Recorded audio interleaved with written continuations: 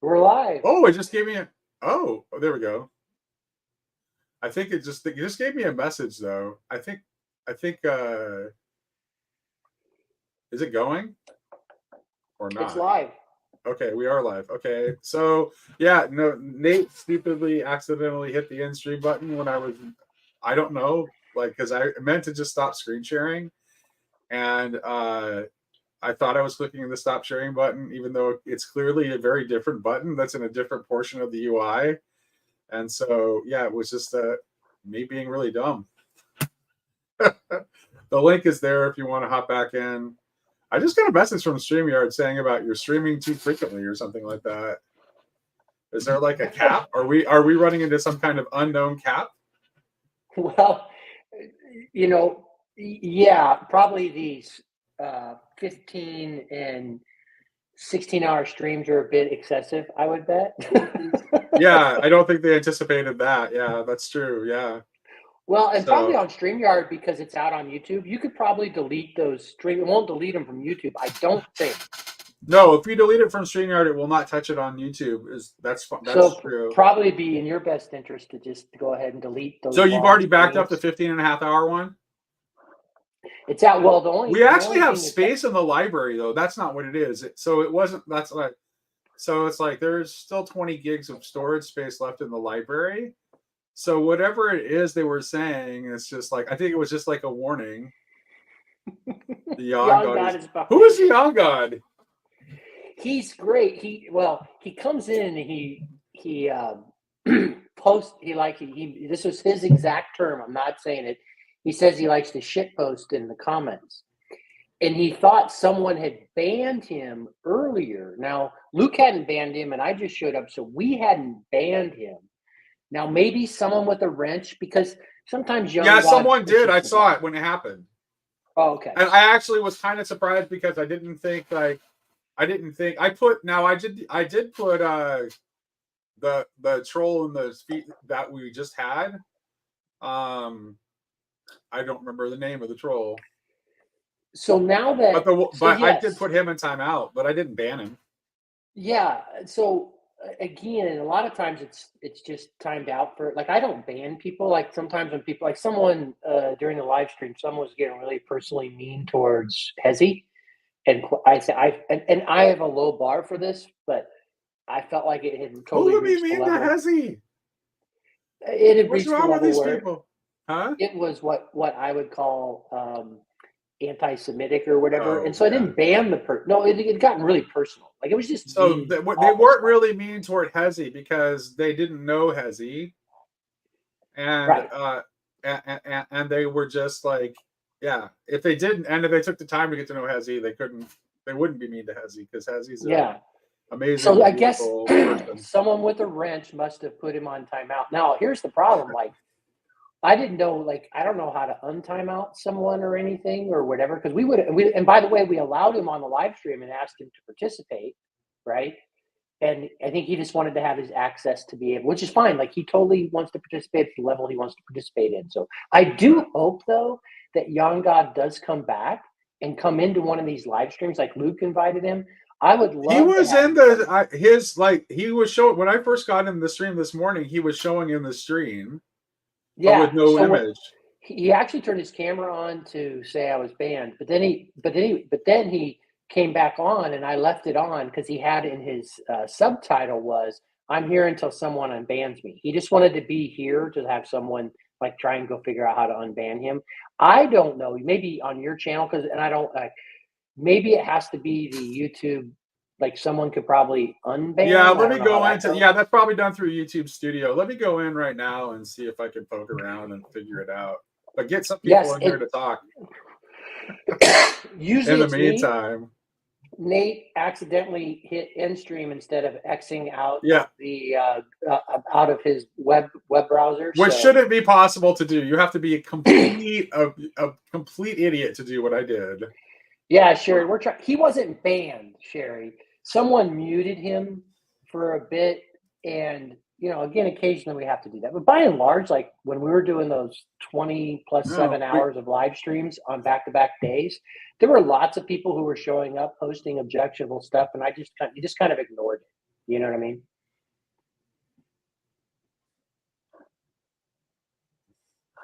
All right. Jan God, since here's the other thing I think. If you've been put on timeout, I think it's from that version. So if Jan God were to come back now, I bet he could post. Jan God, if you're listening, come back in and see if you can post now. We'll definitely try and get you back on posting. Yeah, I never really thought he said anything that was that bad. We're coming back. We're getting back up to 16 viewers. People have Okay. no, Sherry, I'm not. Easy ways to unblock YouTube users.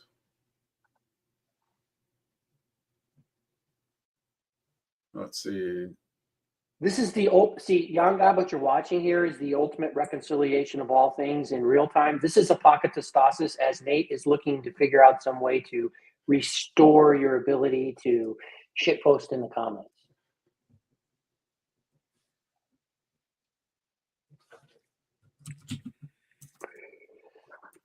Thanks, Slack. The new stream is crap. The OG stream was 1,000 times better. It's true. It's like we're just like doing housekeeping right now and talking about what an idiot I was for ending it. So McMo, you came on. What brought you to jump into the stream here? Oh, you're muted.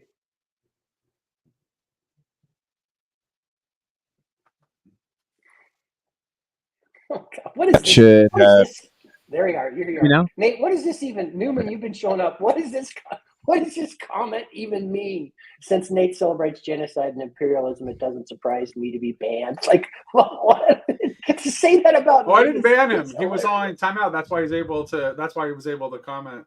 Okay. I don't like. How does like I celebrate genocide and imperialism? It's like, yeah. What is that? Yeah, Nate, you've never said anything like it. I think it must be. My guess is it's rejected. It's a reaction to my stance that the conflict in Israel and Palestine does not represent a genocide on the Israeli side. So that's what it is. So that's the only thing it could possibly be. It's not a genocide by any definition of. Because I'm barbecuing on Memorial Day. Well, sorry, I'm proud to be an American. Hell yeah! This is a place of patriots, Newman.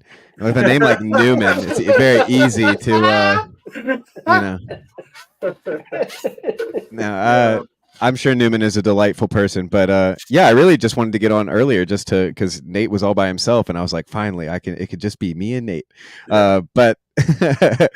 But yeah, if anybody, Lance leaves. If anybody richer than. I'll figure out. This is what you and I talk. That's more important than figuring out how to. Hey, Lance, you know how to Google. Figure out how to unban the guy. Oh no. Yeah, there's been a lot of bannings today, apparently. No, there was just a timeout actually, because you can see Newman's back calling me an imperialist. Yeah. Genocide. Well, there was a band scandal, about 4 hours ago this morning with Jan God, but I think we got that one. We got that. No, that's actually what we're trying to. That's what we're talking about trying to fix was Jan God. We're trying to figure out how to unban him. How is he banned? That's it's funny. It wasn't an admin. It was somebody with. I'm working on it, Nate. We'll figure it out. Okay. Well, all right, so you got me one-on-one. Yeah. Well, I've got no particular, I don't have really any particular, there's nothing kind of sticking in my crawl. There's no pebble in my shoe that I feel like I need you to solve or anything like that. But what I really, I guess, want to talk to you about a little bit is, or at least the thing that came to mind that was like, okay, I'm going to get on and talk to him about this, was like the idea. So I'm not like that familiar with Grail, Parsifal or the Knights Templar or anything like that.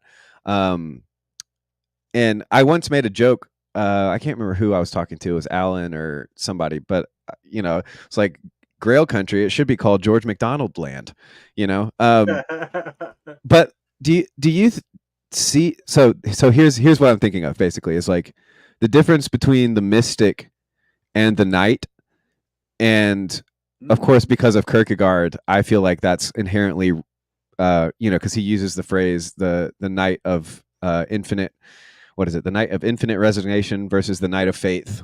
Yeah.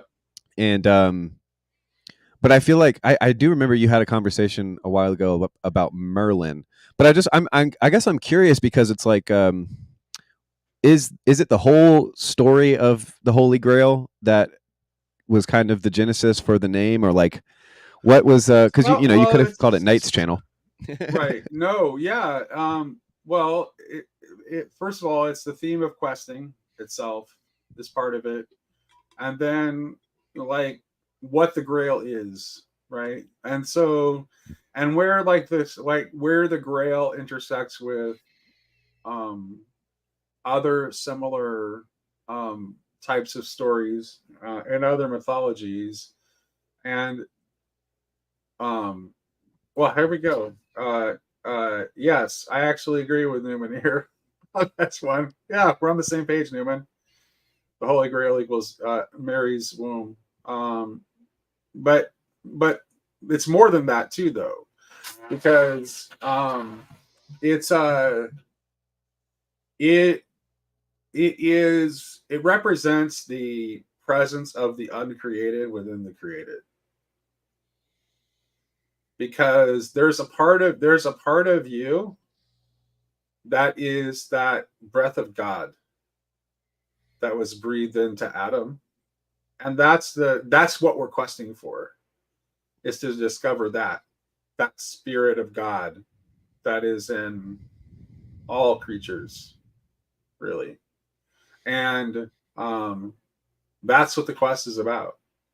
And so that's why, and there's a direct connection between the fact that we're called Grail Country and that I'm dedicated to having conversations, because I think we need each other, and we need the process of dialogue to help each other along our path for what we're seeking.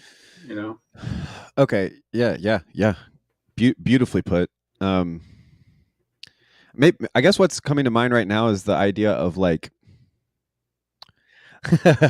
oh gosh, it's the Joker from. This is an astute. Yeah, this is right. Or what bored or in some case, yeah. Okay, yeah. Or there's something wrong.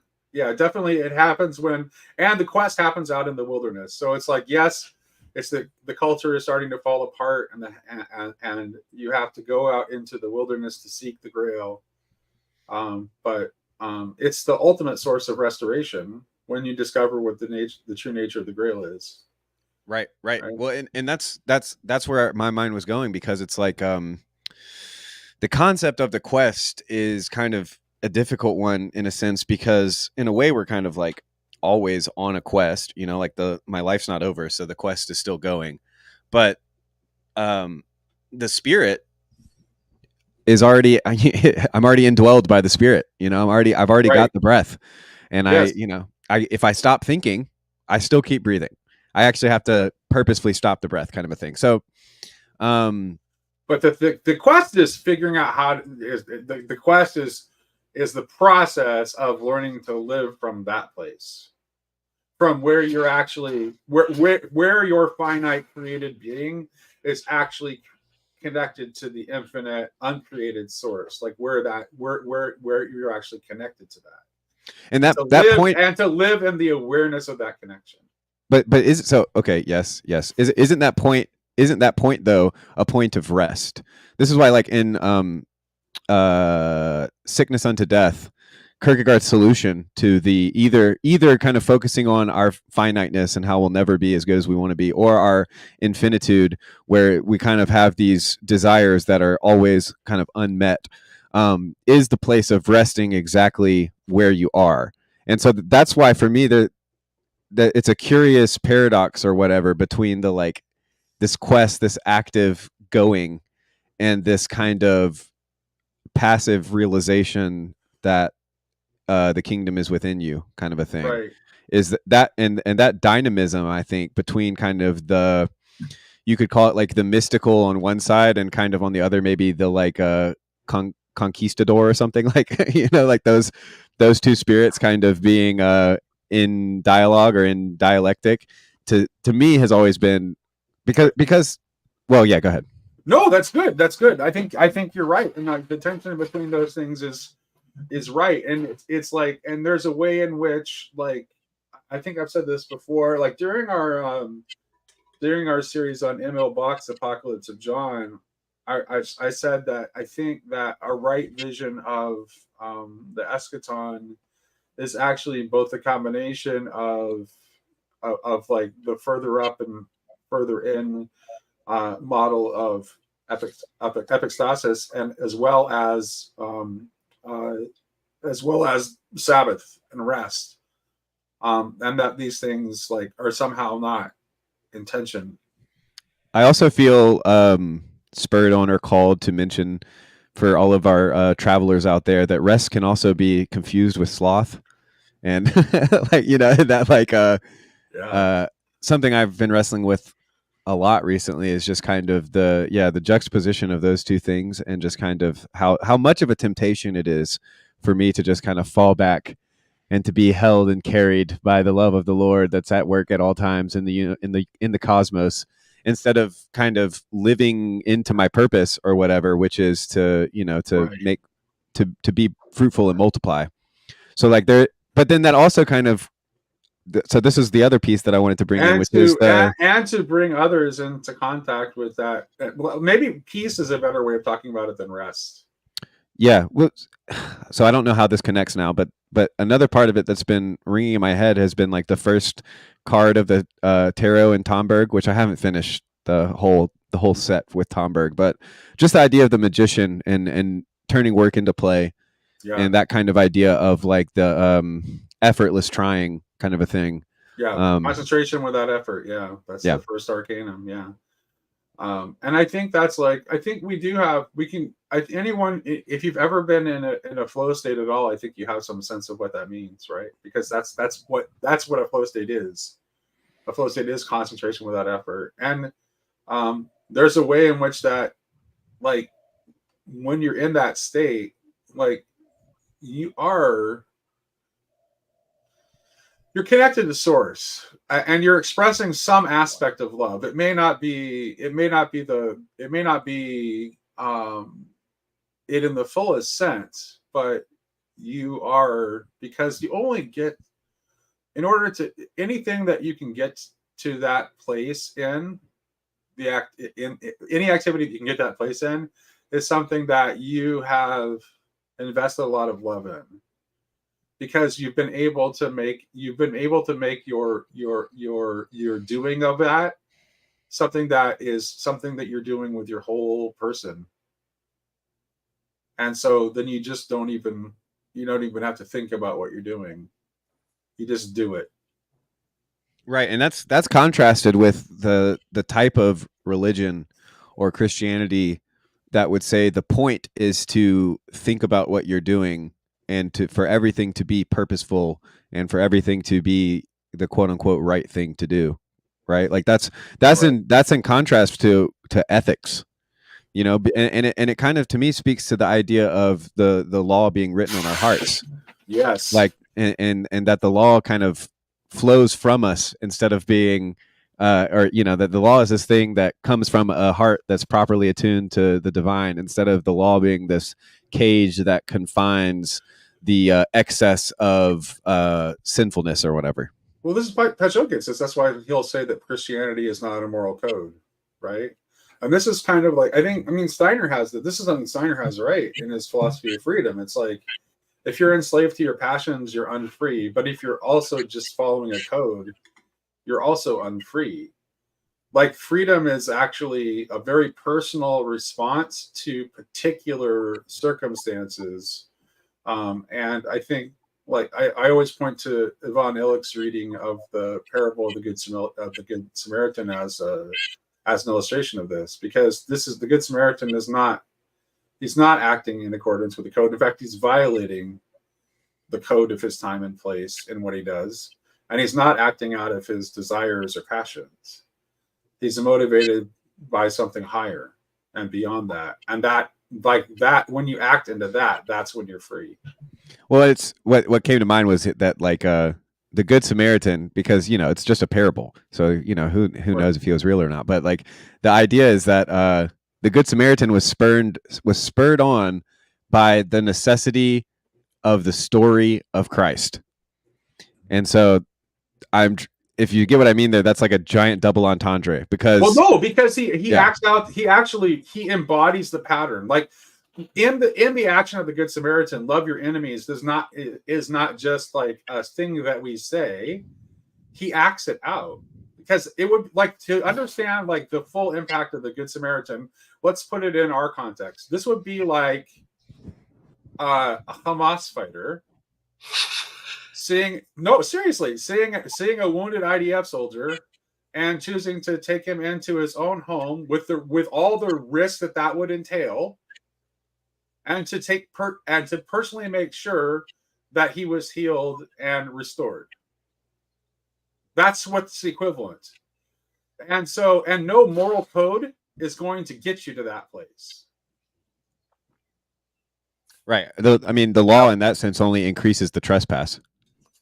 Right. Right. Like, because as soon as you start trying to nitpick all of the things that the Good Samaritan did wrong, you're no longer, and sorry, Ty, I knew you were about to say something, but like, you're no longer actually like receiving the story of Christ. Like, so when I said the story of Christ, the story that Christ was telling, you're not hearing it right if you're thinking about all of the things the Good Samaritan is doing wrong.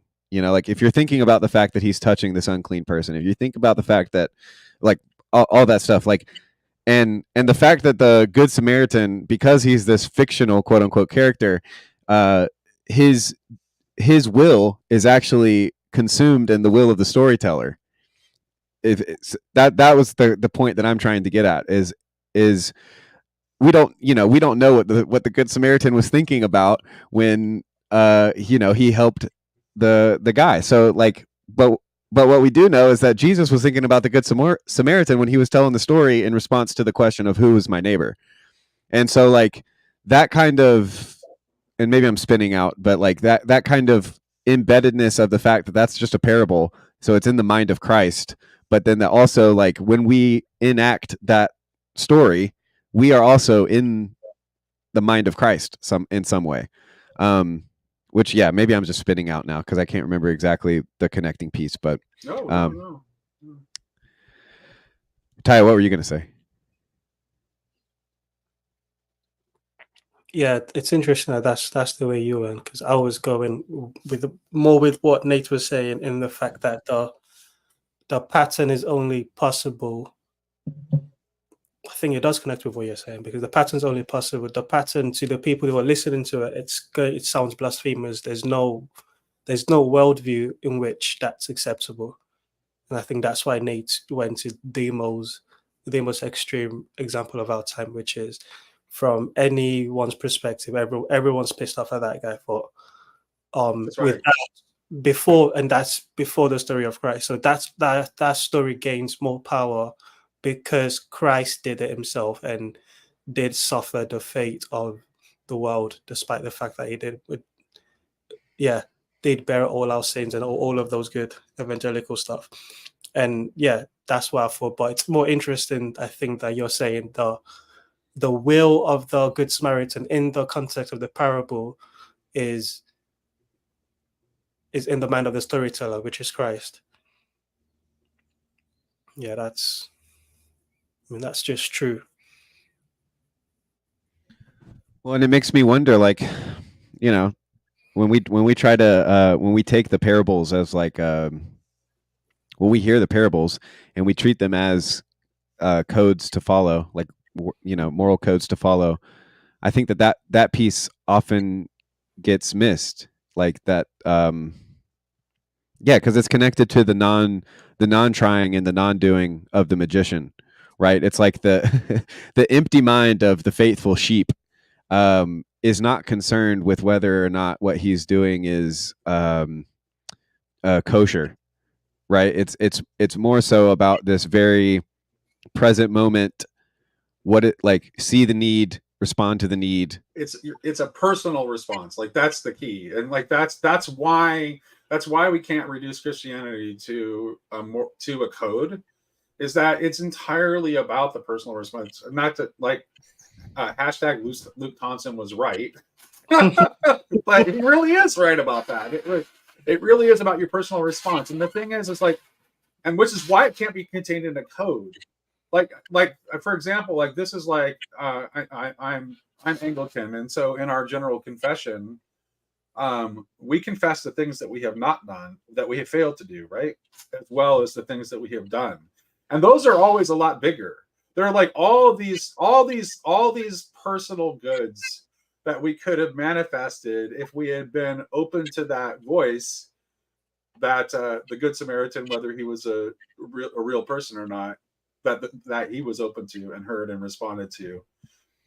And so that's the key. Is like we have to try to live in a place where we are able to see that opportunity to act out in that deeply personal way when it happens. And this is why we also don't want to just discard good moral codes, because good moral codes can habituate you so that you are more open to that response when the opportunity presents itself. So I just wanted to clarify in case people think I'm saying like, yeah, moral codes suck, we don't need moral codes. That's not what I'm saying. Yeah, antinomian. Yeah. Yeah. Oh gosh, did I lose the thought I had? I think I may have. The antinomian just wiped my brain completely. But it had to do. Oh gosh, sorry. Yeah, I'm gonna try to think what I was gonna say real quick.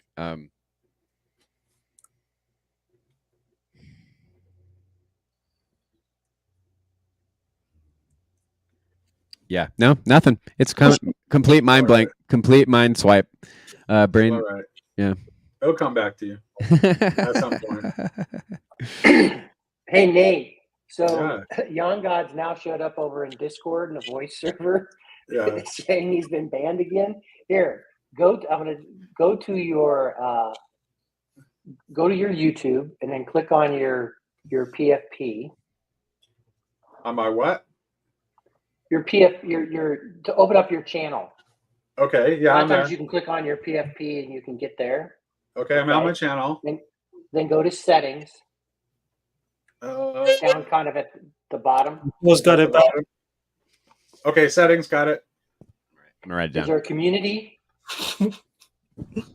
I don't see. Oh, maybe under advanced settings. Maybe. I don't see the advanced settings. Let's see. Notifications, playback performance, privacy, connected apps, billing and payments, advanced settings. And I don't see community under the settings. So on the article I'm looking at here, it just said on community, because somewhere in there could potentially be permanently banned users. Like I'll see if he can come back in and try and post. Now, a lot of times it just times you out for chat. Let me check on that. Okay, I'm going to go to the community tab on my share screen. Share screen, or it ain't real. All right, I'll share screen. I'm just kidding. I'm just kidding. Okay. This is a Pocket Testosis in action. We are sitting here trying to reconcile all things live on YouTube. I don't see. Well, else Nate tries to reconcile that. McMo, you go what you're gonna say. Do you have a screenshot from what you were looking at that actually shows where it was? Well, it was kind of suspect. It was on WikiHow or whatever, so but it looked like good enough. Lance wasn't Ask Jeeves. But somewhere would be on your channel, right? There would be a list where you could unban users or whatever. So generally it's in settings. So somewhere in that settings, there's an option where you can find whether it be banned users or whatever, where you can find whoever those people would be. But again, I don't think that someone with a wrench, Nate, can permanently ban someone from your. I saw it happen. Well, but you can ban them. Like it shows up like that, but it bans them. It like puts them in timeout. Right. Oh, wait a minute! I might have found it by just poking around. channel guidelines. I found the community within settings. It was buried a couple menus deep, but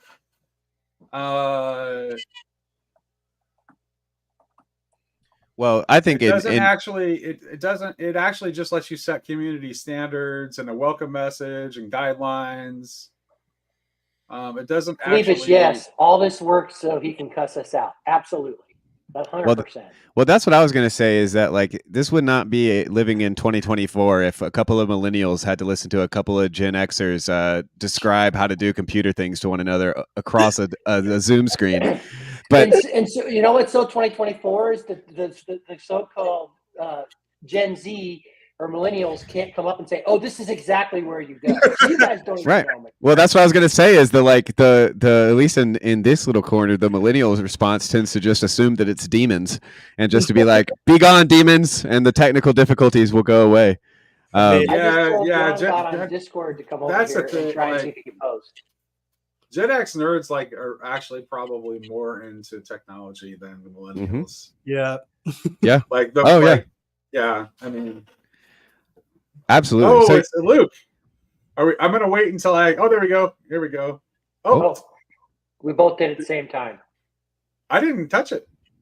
Did he? Where'd he go? I tried to add him. He must have jumped back off again. Okay. Let me go. Just a second here. He's starting to come back on. Come on, Luke. Get your ass in here. Well, I did remember what I was going to say, which is the connection to the Good Samaritan, and when we try to put ourselves in that in his shoes or whatever, and there's always, whether it be external or internal, there's always this voice that's guised as the voice of wisdom that says, "Don't give him everything." You know, and I know that even the Good Samaritan didn't give everything to the guy who was beaten up on the side of the road, right. But like I'm haunted and I'm terrified by that voice in my head every time I pull up to a light and there's someone who's begging, and I know the lines, like they're probably going to use it on drugs. I have friends who have been homeless and they lied on, they deliberately lied to say whatever they could say to get more money that day. And I know that we all know that every human is totally depraved. That's a joke. Amen, brother. Amen. but what is that? Like, why? Like, where are the Christians? Was the rich young ruler the only person in the history of the world who was meant to give up everything he owes or everything he owned and give it to the poor? Like, where are the churches who literally share all things in common or actually share all things in common? Where we need Julian on the stream, right? Young God has changed his name on Discord to Hezi banned me from YouTube. So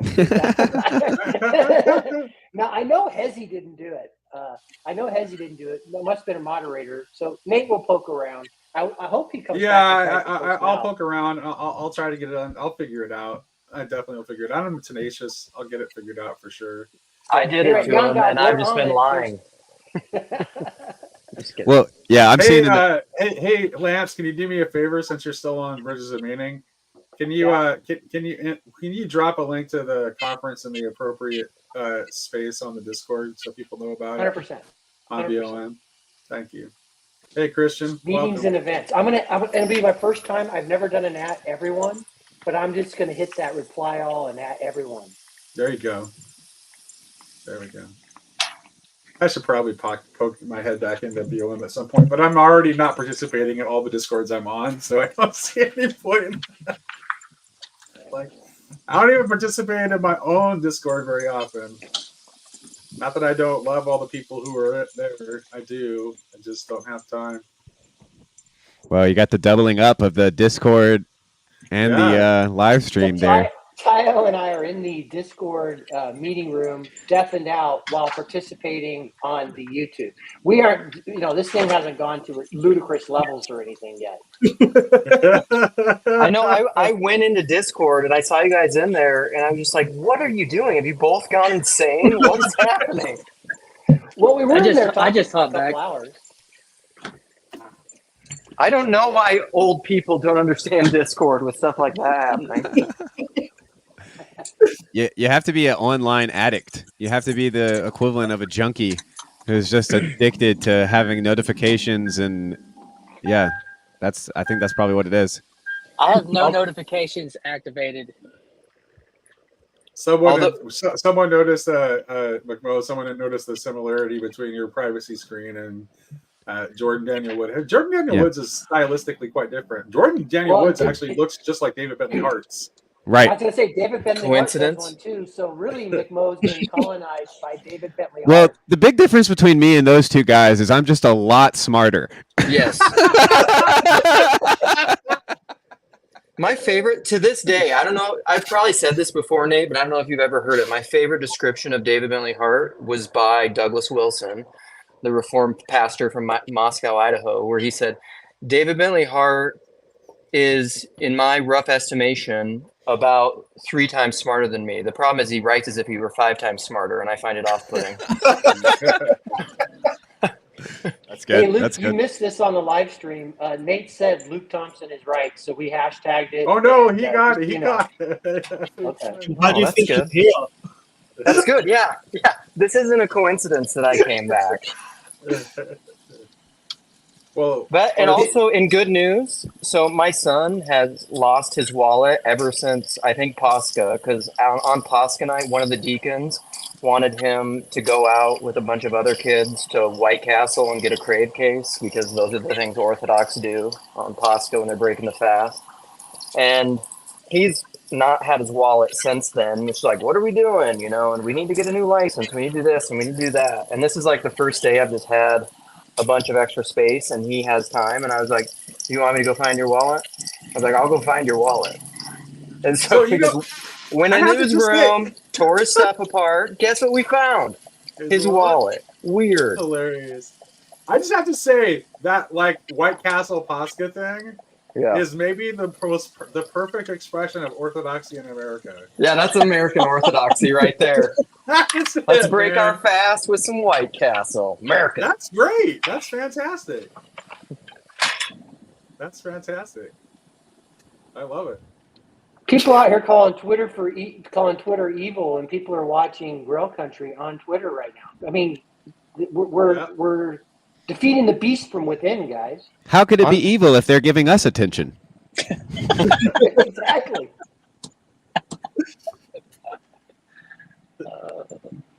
Did you guys notice that I got a new phone? Yeah, because we can see it. I have such a better video now. Do I look better or worse in higher def? Definitely worse. You look better, but you sound worse. Oh, cool. That's the goal. When did Richard Rowland do a pig roast for? See, now we're talking, Corey. What is that? Like Richard Rowland have to do all the things I do? What's this? But better. Oh. I think Nate would be scary on a jiu-jitsu mat. He doesn't beard better than you. That's true. If I were to make it to your estuary thing, Nate, we would totally need to wrestle. Dude, it would be great. Dude, it would be amazing if you could. I'm hoping something happens to make it possible, because that would be the best.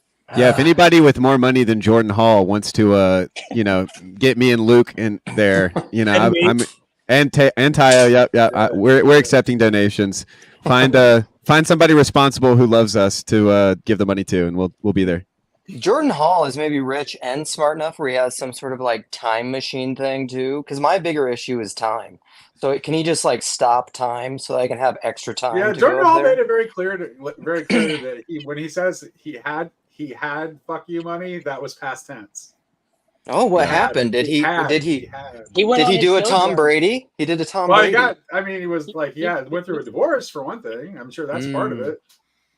And he went on a sojourn too, and he was like just blowing it all on trying to find that ideal civium. Half of fuck you money is just fuck you.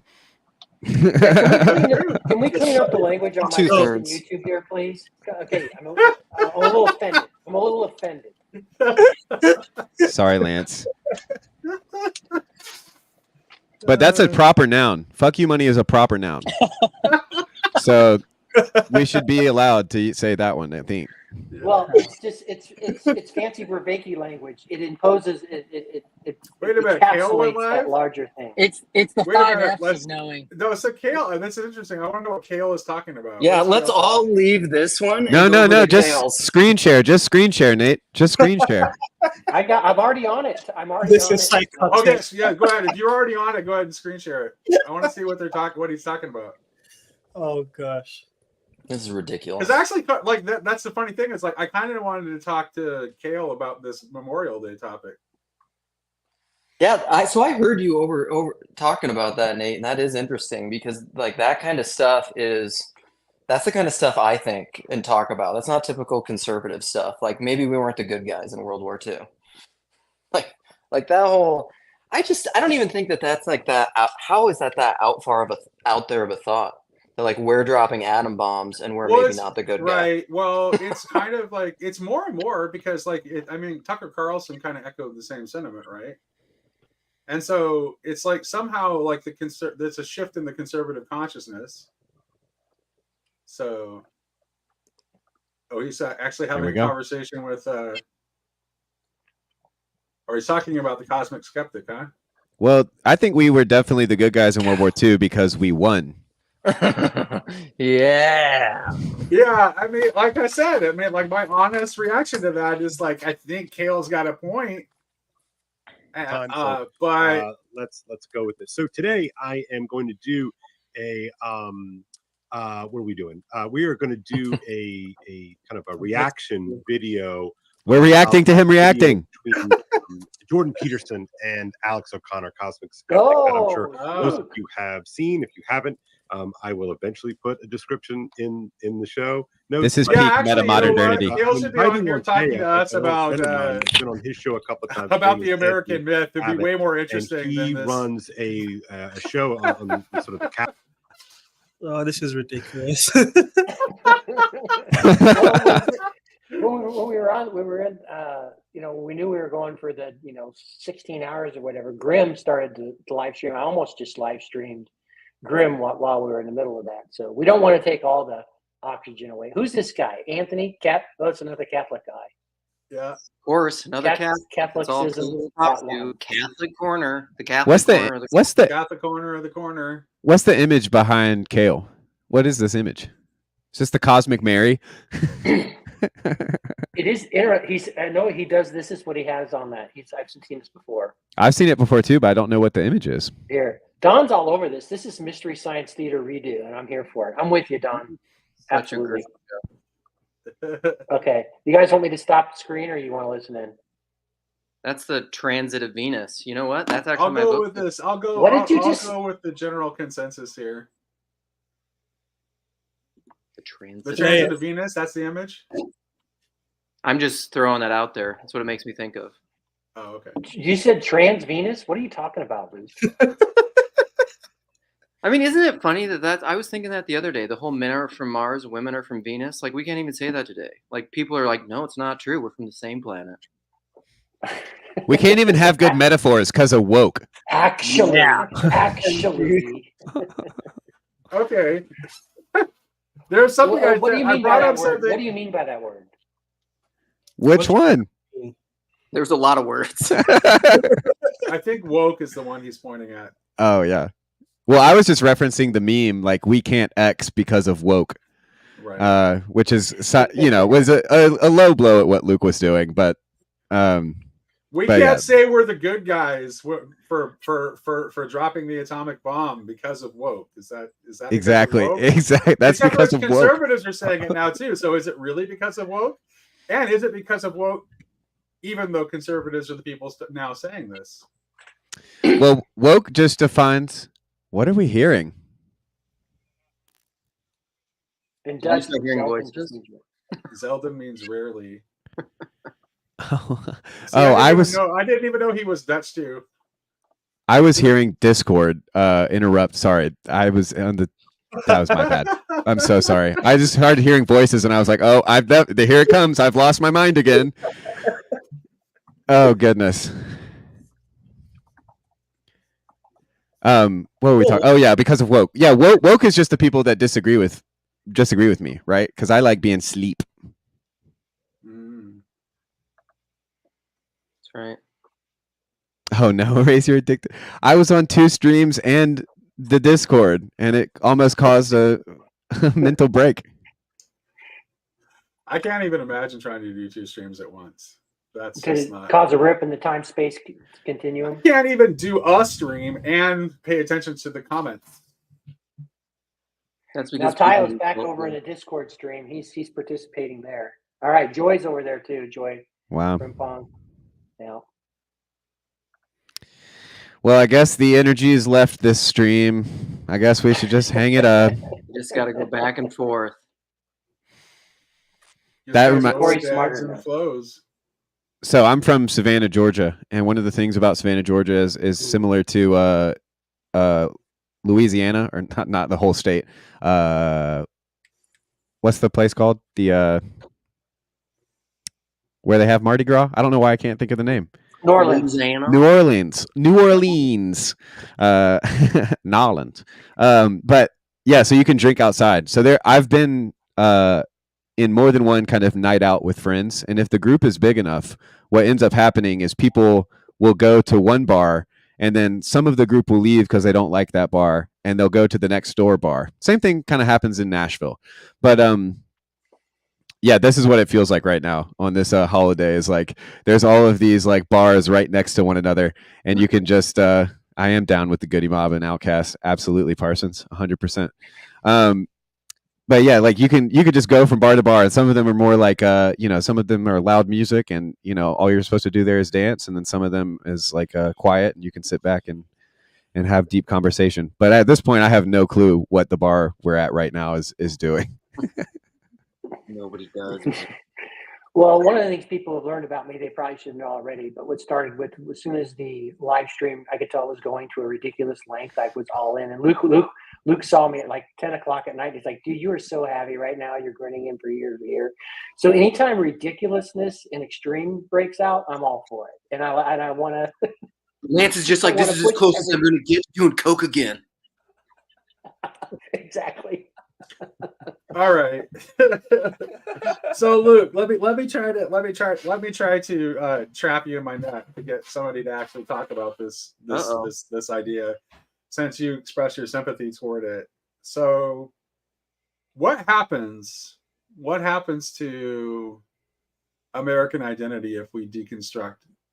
What I see is at this point in our history, like that is like kind of like the last shred of the American myth that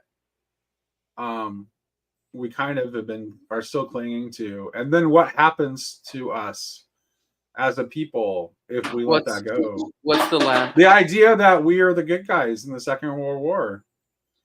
That we are that we are a nation that uses might for right. Dude, yes. Well, I can talk about this while Luke's kids interrupt his stream. Yeah. But like in some ways I feel like that's already happened. Like I don't know a single person my age who genuinely believes that like America is God's plan for the world. Like that, and that was like 10, and I'm Gen X, and with us too. I still believe in the ideals and what America stands for and patriotism, like I'm there for it. But all these foreign wars and intervention and all this other crap, we're done with it. And by the way, I would just say it would be surprising to you, Nate. Well, you would get it because you're neocon. Most of the populace, like the major base of the Republican Party, is anti-war, freedom of speech. It's like they're the new liberals. Yeah, it really is. This is right. And it's not that, yeah, exactly. I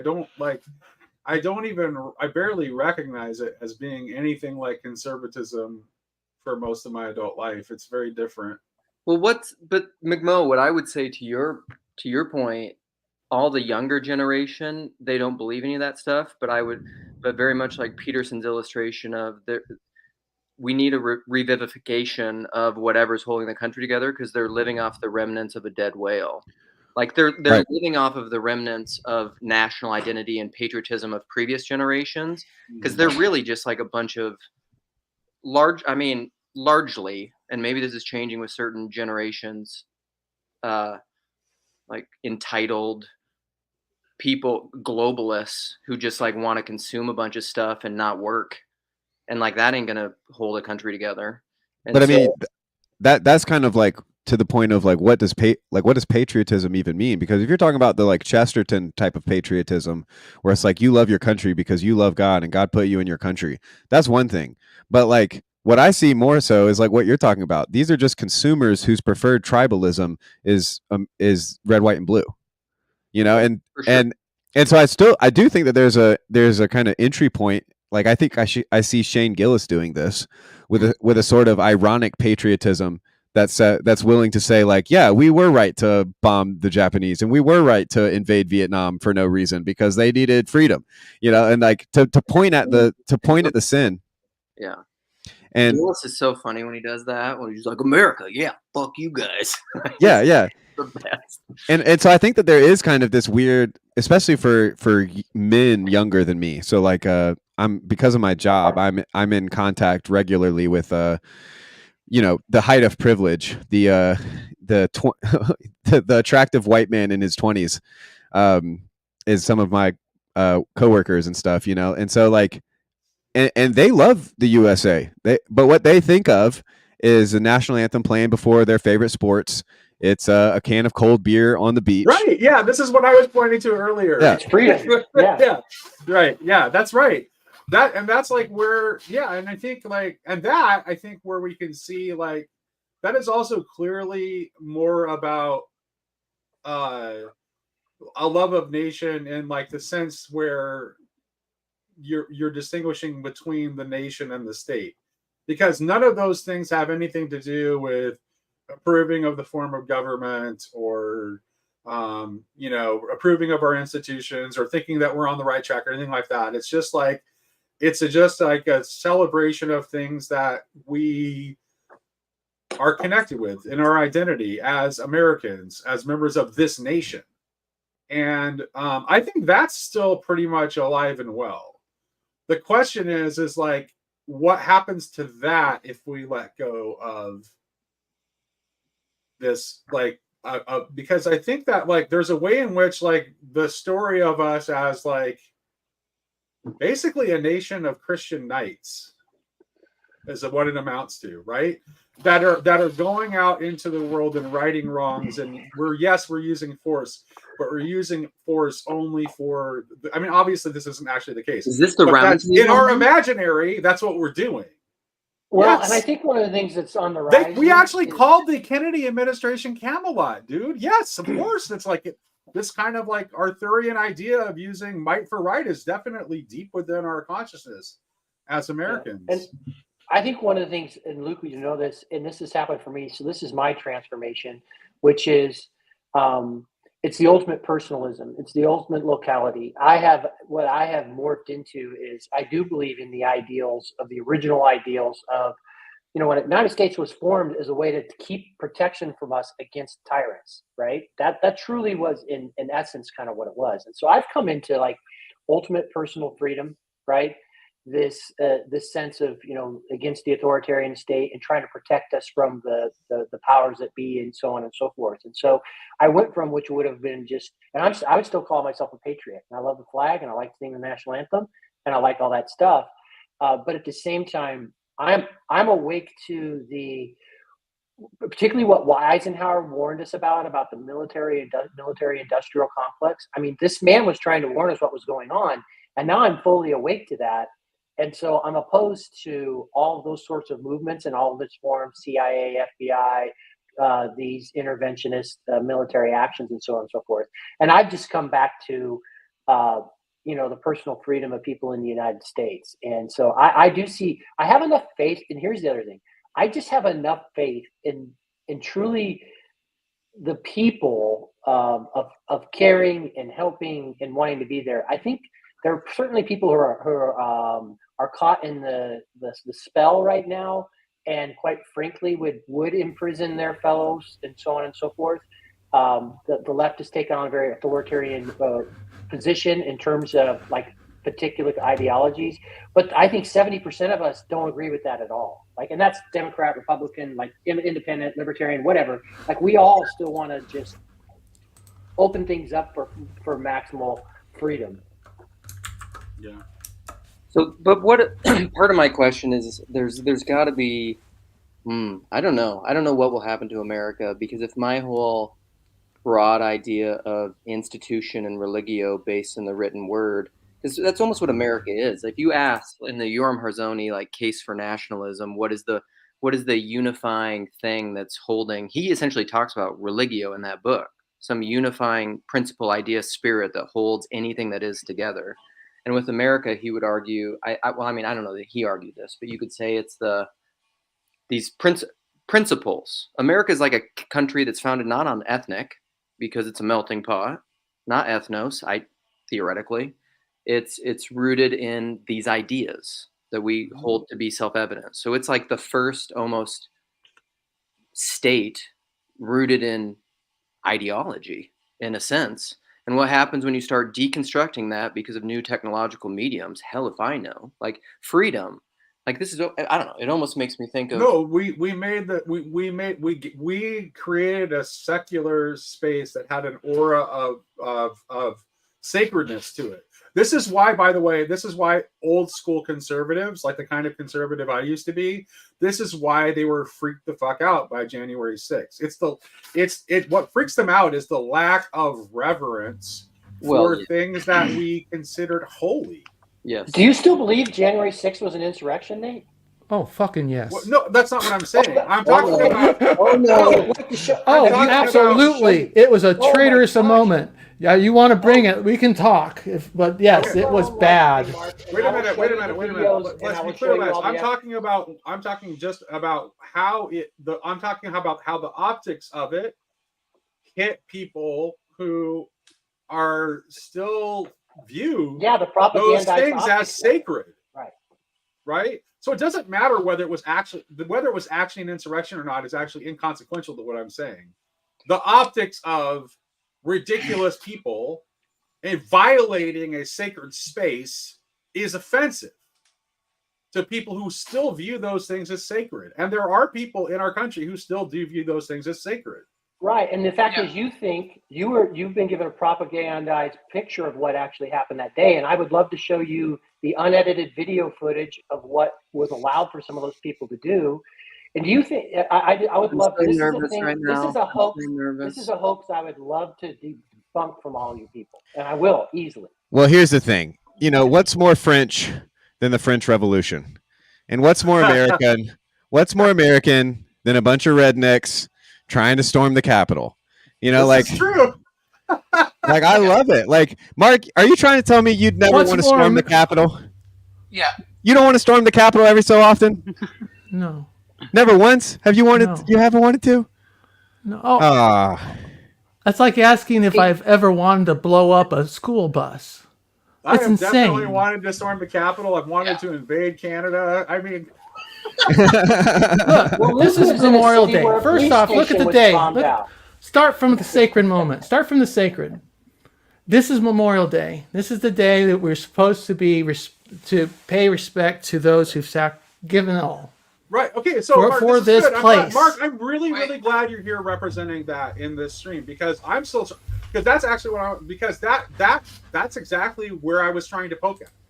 Like, we have this like myth about ourselves that has actually built up a sense of the sacred.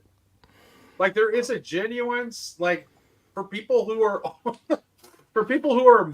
I think even for Lance, I think for our generation to a certain extent, like certain maybe more conservative members of our generation, I think are like still haven't lost that, but certainly the generation older than us. Well, hey, it's even me and younger, because me and Jonathan Dumire were just talking about this, and me and Jonathan are about as weird and on the esoteric side of mysticism of TLC as you can get.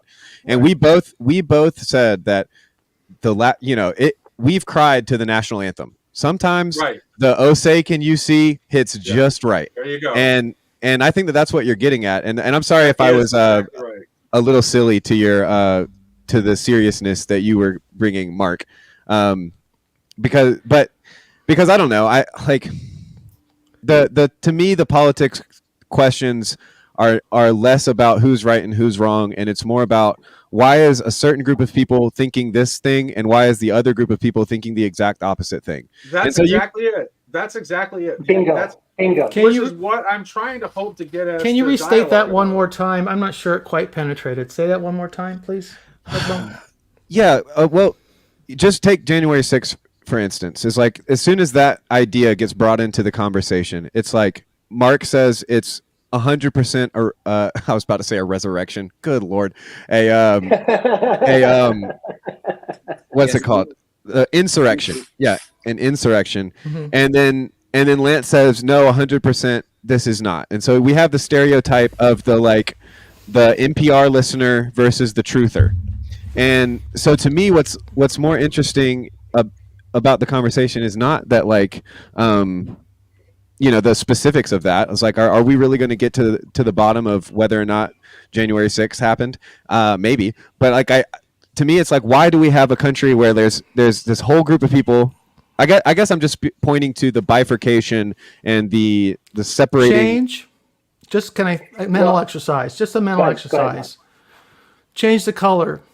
Change the race of the actors. Make them black instead of white. Now, hold on. I'm not done. Let's finish the thought experiment. They're now black. They're not white. And the White House takes the initiative to protect the Capitol instead of sitting back and delaying. They tried to bring it down. I would love to. No.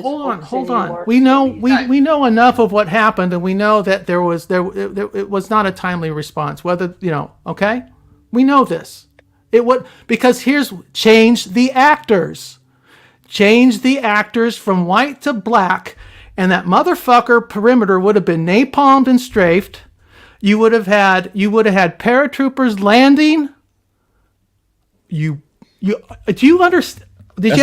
How much connection to the military? Has anybody here served in the military or enlisted? It's a very violent hypothetical, but I definitely.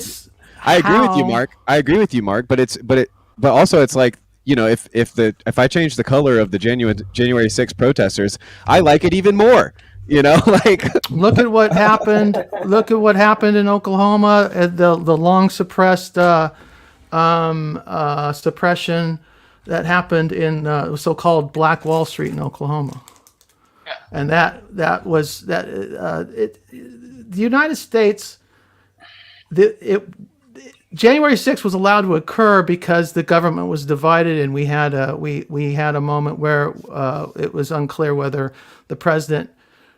Well, I'll leave it at that. The executive branch did not defend the Capitol as he was sworn to do. Mark, why do you think God allowed January 6th? That's a different question. Now I got to put on my Hezi hat. All right, that's a different game. But in terms of just raw politics, it's. I think you have to understand that, it's like having the Roman Empire and a decadent emperor in charge. Hopefully it was a hiccup, but I'll stop. I want you to at least consider how differently the whole game would have played out were the actors different. And I agree, and I'll pull out because I'll do this. I think TLC, one of the reasons why I want to have these conversations, because I think this can go both ways, Mark, okay? It can go both ways. Right now, we have people believing highly propagandized positions on really important things.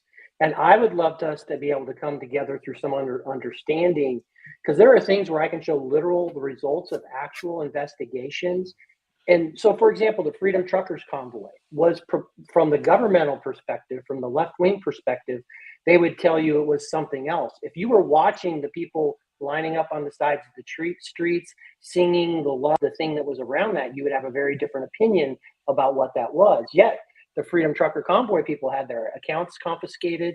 It was a thing. So I wish these sorts of things, I'm not going to talk about it here because I don't want to take TLC, but Mark, I would love to sit down where we could have a conversation and actually show real evidence and show what things were really going on, so we can have a more shared idea of what the reality was, and not the propagandized. There's not. That's we know we have hundreds, if not thousands, of hours of testimony under our belt at this point. All you have to do is go to it if you have the patience So the Democrats to dig through brought it. people together and do testimony. Have you seen? I'm just going to say there are. It's sworn under oath, Lance. It's sworn under oath. It's like saying this like saying OJ was really innocent. Would you watch video evidence? Careful. Would you watch video evidence? Did I watch? Yes. I know. Would you watch newly seen things you haven't seen before? That's all I'm saying. I'll consider anything vetted, properly vetted, but it doesn't really matter. We have people who were hurt. We had police. We had the sacred space violated. This country will work. Well, this country will probably continue working. Let's return to that because I want to politicize this as much as possible. Let's return to that idea because I think like the people who feel that like a sacred space was violated, like there's nothing to that. There's not nothing to that. There is something to that. But here's the thing: in your hypothetical, Mark, does that change the sense of a sacred space being violated if we switch the demographics of the people who were doing it? No. Right. My response would have been, if I were president, God forbid, all right? You got my vote, Mark. You don't want it. My response would have been probably certainly more Nixonian than Trumpian, and it would have been severe. I would have been just as severe with the summer protests of that year of 2020 that went sour. Okay. Any violence. Look, I'm a democratic socialist. All right. I would love. It's not going to happen in my lifetime, but I would love to have a kind of Scandinavian democratic socialist, welfare state capitalist, kind of quasi-capitalist, kind of quasi-socialist, but where people are well taken care of in the United States, better than Canada maybe, but but we would. That's what I want. I mean, I know what Canadians hate their. Let me just say, it would be just like Canada, my friend. It could be, but I don't mind. I don't mind living in Denmark. If I had to live in Denmark, I would. If we made California a kind of large Denmark, I'd be okay with it. But so the thing about the Scandinavian, but you can't. But let me just finish the circle, complete the circle. My point isn't to promote democratic socialism. I'm giving up on that. I'm here to promote Jesus, and I don't care what government I have to live under. I'm going to keep promoting Jesus. But you cannot possibly have a relatively well-run state that serves the people and their needs without it functioning properly. And it has to work effectively. It means the laws have to be enforced. It means you don't get to riot just because you don't like the way things are going or the outcome of an election or the outcome of a jury trial. Or even when the police behave inappropriately or violently and idiosyncratically. All right? You have to give yourself to the larger cause and the system and values of the people and the country. Okay, wait now. All right. I'm not trying to say that this is what you're saying, but you could take your speech that you just gave about that, and you could put it onto a German. You could imagine a German person saying that to somebody in the midst of the rise of Hitler in Nazi Germany. Because that's how they got there. Like, this thing didn't happen overnight. People had to swear allegiance to their government, and they had to bow the knee to whatever the government was doing. And so what's going through my mind when I listen to this, Jesus said, render unto Caesar that which is Caesar's, render unto God that which is God's. That's not straightforward, because there's two opposing forces there, and you're going to have to choose one of them. And it's always going to be a compromise. Right. Well, that's the question, right? But the thing is that the truth is that nothing belongs to Caesar, Sherry. That's what I was going to say. What is yeah? What is Caesar's? Nothing. Well, the coin, I think we live in the here which isn't real. Yeah, okay, but you're going to end up saying that from behind bars. I have friends who refuse to pay taxes for that reason. Okay, yeah. and so like. Well, this is what gets me. This is what I wanted to talk about earlier too, Nate, with the Good Samaritan, which is that like, there's a sense in which if I were to let a certain part of my brain take the reins, I would stop paying taxes. I would give all of my money to someone worse off than me who couldn't, fend for themselves or whatever. And I would my wife would leave me. I would end up in prison, and then I'd really be dependent on the Lord. Then I'd really be. We couldn't do anything we're doing. We couldn't do anything we're doing without the state. All right. The Hobbesian state is making this exchange possible, just as the Roman Empire and the massive road network they built for their armies and conquest and suppression and to crucify lots of innocent people enabled the spread of the gospel. Which is why you have to be wise as serpents. Oh boy! So this is where I'm at a. But it's also. sorry. It's also God. Remember Sherry and Jess. Like God is proud of the Leviathan. God loves the Leviathan. He's like, look at this thing. It's fucking sick. And so like when Hobbes wants to use that metaphor for the state and it's scary, like I get it, but it's also, we're always held, we're always kept, like we have to submit to authorities because that's God has placed them over us kind of a Daniel 4. I just read it on one of Chad's live streams. Daniel 4. God makes them, God breaks them. He owns them. He put Nebuchadnezzar up. He says it. And Nebuchadnezzar ultimately, and then he took Nebuchadnezzar and sent him out to go eat grass in the field for 7 seasons. Brings them back. Nebuchadnezzar goes, okay, you're God. But still, the empire persisted. The Leviathan is. We're living. We don't live in the kingdom of God only. We live in the kingdom of God and the kingdom of man, and it's this weird or whatever monstrosity we're living in. I don't know what this world is. Go ahead, I'll stop. I'm sorry. No, I shouldn't talk. I have no. I want to hear your point of view, and I just want to call attention. Aaron says this is it is a tense live stream, and I don't think that. I think this is good. I think this is a good thing. I think we're talking about things that need to be talked about, and so I definitely wouldn't agree that the state isn't that the Hobbesian state is in any way a necessary precondition to the technology that we're using right now. I think that's an inordinate concession to a historical necessity, maybe. No, because I don't think human cooperation can only exist if we have the modern state. I just mean in the sense that it has needed it up until now. Well, I hasn't. So I just wanted to address that. Go ahead. Sorry, if anybody's on the Grail Country Discord, in the resource links, I posted a documentary yesterday. I can't remember the name of it right now, but it's about a group of hippies in the 60s that went and built this place called Taylor Camp. It was a little town, really. It ended up being a town.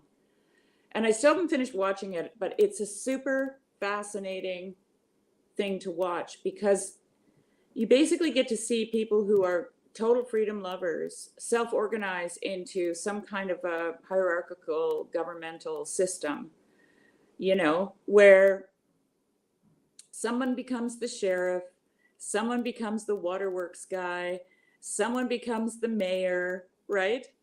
And like I said, I haven't finished it yet. And I plan on finishing it, but it's just interesting to see how somehow there's a deep necessity for people who don't know how to get things done to find someone who will lead them in that area, right?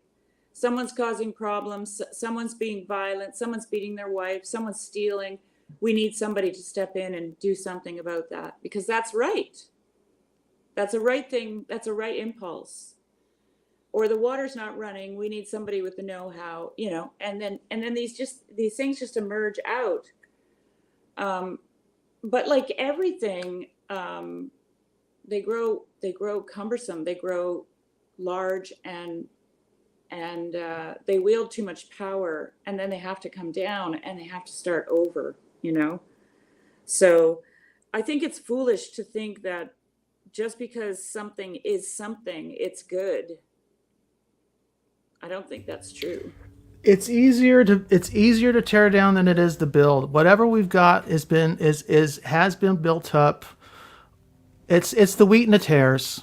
You know, it rises up together, and but you can't just go through and say, I'm going to have. It's like eating clean. Nobody can do it. I'm not for tearing down, but if something is coming apart, it's coming apart for a reason. Well, and what I would like to. Joseph has been on the stream for a while. I'd like to hear from him. Sure. Oh boy, hello. I'm afraid my question or input has nothing to do with any of this stuff. That's okay. That's okay. So if we're fine shifting gears, this isn't even shifting gears. This is a car we're in a manual transmission going from 6 to neutral, and something's going to break here. But go for it. Are we going to talk about Orthodox building Orthodox churches? No, I just had that on just in case. You always have that ready. That post-it tag to the. So I've been reading through.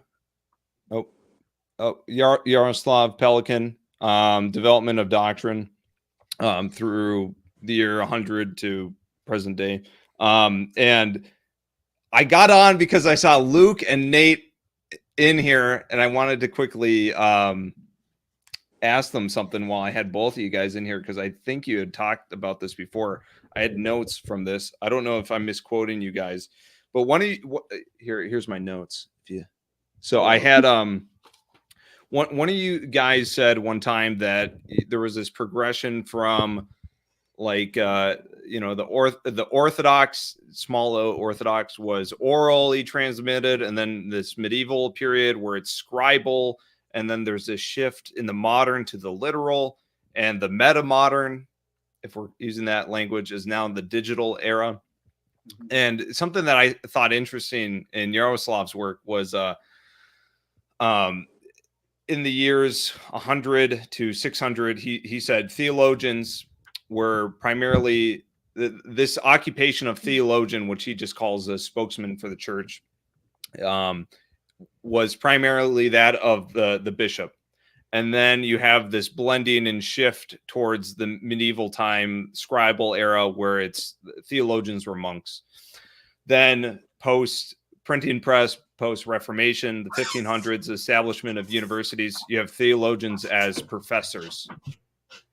And now it feels like we're in this transitionary time where we're going away from theologians as professors to X as professors. Like there's far more reach, there's far more buzz, there's far more influence on the digital realm, and this patronage of, you have all these universities in continental Europe that were largely grew out of monastic communities, or Christian state-sponsored things in the Scandinavian countries, or Germany, or England, or whatever.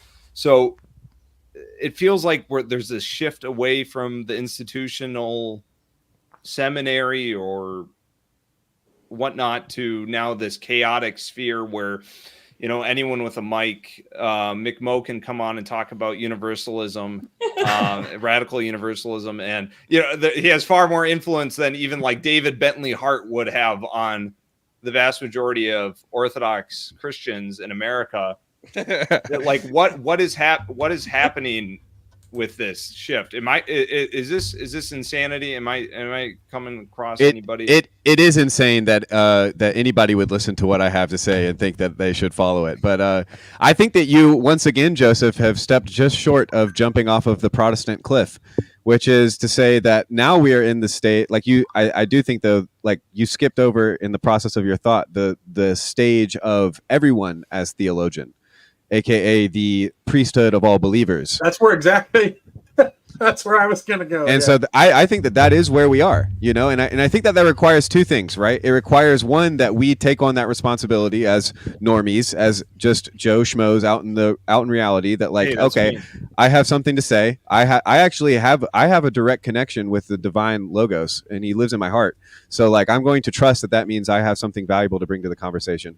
But then secondly, it requires us thinky talky people, us verbally acute and the ones with the big vocabularies who had high scores on our SATs to realize that the actual truth is still obtainable to the least of these, and that means the least of these intellectually. It's more accessible. It's exactly more accessible. Yeah. Exactly. Yeah. And so like I think that's what you're talking. Like that's where your thinking goes, is that it's not necessarily like the chaos of anything goes. It's more like we now have to look to the least of these for the spiritual wisdom that we seek. Yeah, I do think that there is a necessity for a massive scale. I've been, talking so much about, orthodoxy in America is not really a viable scaling option right now for many people. And this was if you are Freddie and Paul enjoyers, Giga Chad, Freddie and Paul enjoyers, I left a comment on the most recent Freddie and Paul video, and I was just considering somebody like Freddie, and I write in the comments, hey, what is Freddie's commute to church? And Paul says, it's 2 minutes. And I'm just sitting here and I'm thinking, okay, so what if you got the most persuasive, mentally acute, savvy, charismatic, whatever, or ortho bro guy to come here and convince Freddie, little charming, lovable Freddie, that orthodoxy is the one true church. You need to go to an Orthodox church. You can't go to this Calvinist church anymore. And he's like, well, I have this community. I walk to church. Maybe it's 2 minutes from me.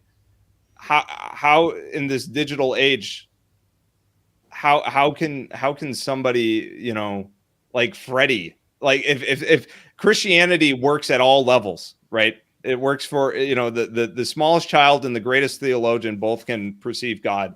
And, like someone like Freddie, I just can't imagine this schema that is trying to be played by many Orthodox to work. It kind of fails. I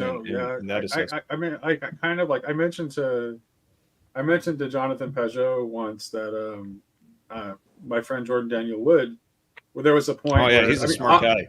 Yeah, right, and he's obviously like very influenced by. I mean, Maximus is like his guy, right? So he's incredibly influenced and DBH. Right, and he's incredibly influenced by Orthodox theology, and so there was a point where he was thinking like maybe he should become Orthodox. And he had lunch with Father John Bear in New York. Oh, okay. And Father John Bear told him to stay put. Wow. Yeah.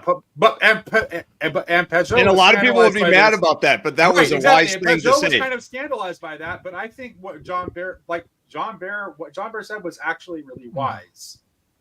Yeah, totally. From my perspective. Totally. So, yeah. I would rather somebody go to an ELCA church that is a minute away from their house than drive 30 minutes to an Orthodox church, get burnt out, leave Orthodoxy after 3 years, and then it's like a really messy breakup where it's like, what was I doing with my time there? How do I reintegrate where am I standing now? Like, Well, and I'd go a step further and say that I'd rather someone consult the Spirit of God written on their heart than go to church. But I know that kind of is this is where scandalous. we need theologians to be professors again, McMo. You've lost our right. No, I think you definitely need to be. I mean, you need to be in church because you need to be in the community. Yes. Right. Yeah. Christianity assumes locality, and it assumes you're interacting with other people. Your neighbor. Yeah, Hello. but I mean, but show me a time and a place where I would be without neighbor and without place.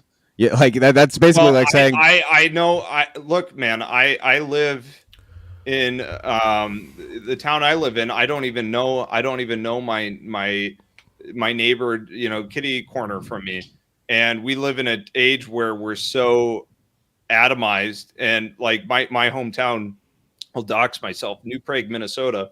It was founded by Bavarian and Czech immigrants that were all Catholic. And there was this unifying aspect. This kind of goes into what Paul's been talking a lot about with, cultures of sincerity or authenticity. And, there was this container in which they were forced to engage with each other. They were forced to cry, console, smile, celebrate, put up with one another, overcome each other's differences because they were going to see each other at St. Wenceslas, the Catholic Church. And now through the explosion of Luke, I got 3 kids, so it's hard for me to come up even an hour north. But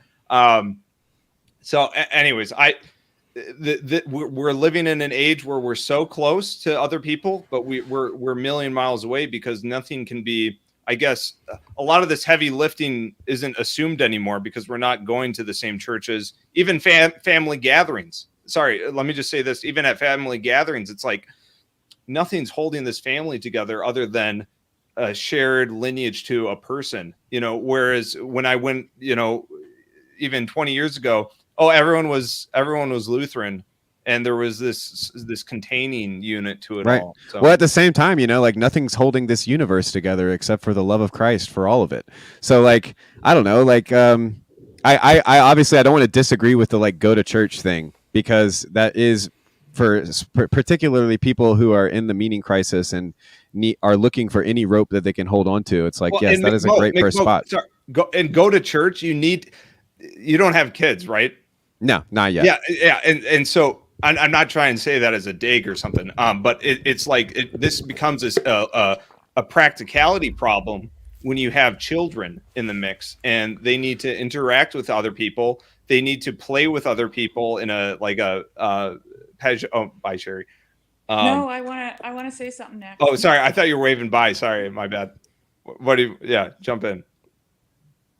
Well, I find myself in this really in between space because for many years, for a couple decades actually, I was doing what McMo's talking about, and then I decided to actually commit myself to become a part of the Orthodox Church. But that Orthodox Church doesn't it's not in my neighborhood. It's a transcendent church for me. It's out there somewhere. And so for me, the sky is still my dome and nature is still where I worship God. And so, it was convenient because nothing really changed for me. I go to liturgy when I can. And so far I've been able to go to 3 and get the Eucharist. And I've also been told by my priest that that's okay. Yeah, totally. And Saint Mary of Egypt communed once in her whole life. Right. And so here's the thing though. I reacted the same way McMo's reacting when people got on their find a church, you need a community bandwagon. Mm-hmm. Because I agree with him that you don't need that. But in a legalistic sense, you don't. One second. I don't think that you don't need it. I don't think that you don't need it. Let me finish. Yeah. But if you are going to be responsible in your priesthood as a believer, then that is going to be personal for you. It'll always be that way for you. And so should any journey into any church. And so I don't understand these rivalrous conversations that people are having here in this little corner about anybody being part of anyone's denomination. I think everyone should be able to speak freely about where they worship God, how they worship God, whether it's in a Buddhist temple, an Orthodox church, a Protestant church, an Anglican church, a Catholic church. We should be rejoicing because people are looking up. And so I just want to say that I'm sick to death of the kind of conversation that's been going on here about churches, dogma, dogmatism, doctrine, and I don't want to hear about your Orthodox journey, or I don't want to hear about whatever, right? Like it's really obvious to me that if an atheist, a Muslim, a Jew, anyone who's not a Christian jumps into the chat, their journey, their life, their frame from where they're coming from, it's all embraced. But as soon as the Christians get into a conversation with each other, they want to fight about where they go to church. And that's just bullshit. Yeah. And I'm just saying my piece now. I sympathize with that. Yeah. Well, they don't go to church. Yeah. You know? Yeah. I think it's particularly difficult too, because we're in this meaning crisis time where, it's like just rejoice that somebody's even taking a conscious effort of any kind. Well, Paul Vanderklay said one time at the Billy Graham, big Billy Graham services, they used to sing "Just as I Am" and walk down and, commit their lives to Christ. And as soon as they did, they weren't good enough. Sure. Right. And I mean, that is a human tendency. It's like, you want to be a Mason? Sure, join us. But now you have to be a good Mason. And this is what I think a good Mason looks like. That's what happens. We do that to ourselves, Sherry, too. I think we don't even need the system to do it. Too. We're so programmed to be dysfunctional that we get the love of God and we automatically think we need to do something to please him. And this is the reason that I keep saying we're children of God. Stop beating yourself up, pick yourself up, dust yourself off, but just keep remembering that you're a child of the Father, right? And he's waiting for you. He wants to give you a party. So anyway, I'm done. I just had to say all that. I appreciate it. Well, and I think that too speaks to the fact that, like, we're always held, right? We're always, the community is always right there for us. And if it's not, if it's your children, it's your children. If it's your pets, it's your pets. If it's the birds in the air, it's the birds in the air. If it's the grass of the field, it's the grass of the field. And so, like, obviously that's not to say that there isn't a special thing that happens when a group of people who all love the Lord decide to come together on a Sunday and worship him, or a Saturday. But and I hope too that I don't come across as trying to convince anybody not to go to church. But yeah, like you said, Sherry, like it seems obvious to me that for this point in my life, the Sunday gathering is not necessarily what the Lord would have me do. And one of the reasons I know that that's true is because I would be in a completely god-awful mood the whole time. And I would wish all of these people would die while I was there, And so, like, I'm not ready to be around those people. And so, like, that seems obvious to me. But yeah. I just saw that Graham is in the chat. Hi, Graham. He called me the Halley's Comet of Orthodoxy in an email recently because I just come around every 70 years for the Eucharist. And I loved it. Well, here's the thing, though. So the bottom line is this, and I think you'll track with this, Sherry, is that you need communion. But communion can come in many forms. Like, you need communion and liturgy, but communion and liturgy come in many, many forms. Yeah, but you know what I want to say to that? Communion is just not with people. Okay? Right. That's precisely that to me. That is absolutely self-centered and I don't know, make up a word. Anthropocentric. Let's say not with human. Let's say not with communion, humans. Let me say this, Nate. Communion is, to me, look around, because Right. God is hidden in his creation. And that's where you're going to find him. And you can commune. Look, if we have desert fathers, then there is an aspect to this communion that nobody wants to talk about. I had the same arguments with people about homeschooling my kids like 20 years ago. Oh my God, they're not going to be socialized. I'm like, are you kidding me? Like, what are you talking about? They're communing. Anyway. No, that's actually, I was inviting you. That's precisely what I was offering an invitation to. It makes me mad. And I actually specifically was thinking about you and your interactions with your animals on your farm. And I also think that and the trees, and the grass, and I'm glad that frogs, Graham put it in birds. in terms of human rather than people, because I think that there are people that aren't human people. Well, what I was going to say is what Sherry said made me realize that I'm no longer going to say I'm unchurched or a nun. I'm just going to say that God's homeschooling me. I love it. Okay, I love it, and I'm telling you, I mean, it might take you a little longer, right? Yeah, miss some That's social why cues. I call myself a slow learner, McMo, because it took me like 25 years, wandering around, going, oh, but it was what I needed. I needed that slow sinking in. The one thing I didn't want was to sound like somebody else. I needed to sound like me, and that's where I found it. Sorry, I keep seeing the comment, The Apprentice 007. I'm a little too loud. Sorry, I get excited, but also, you could turn your volume down, buddy.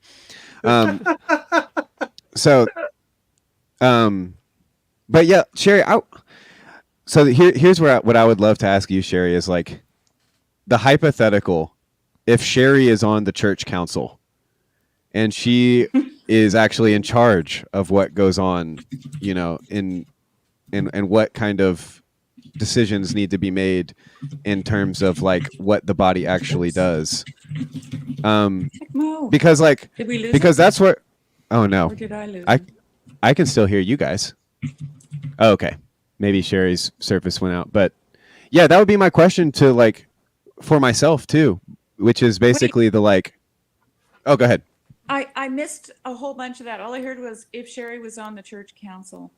Yeah, is that because I think of people who are very much engaged in the kind of body or the institution, and I wish that I empathize with them, because I don't know what I would do if I were, if I think of Chad. Chad is on his church. He's on his church council, and so that means he has a certain amount of authority or input into the decisions that get made for the church.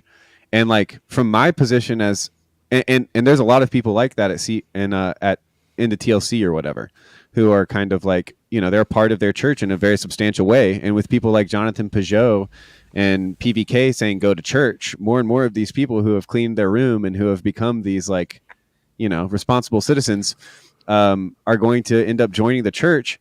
And I just often wonder, like, because the advice that I could give somebody like that can't, like, I shouldn't tell Joseph, like, abandon it, go out into the wilderness and God will provide, because that doesn't seem, but I don't know. So that's the tension that I'm feeling right now, is just that tension between. This is the lie we tell ourselves. Oh, are you done?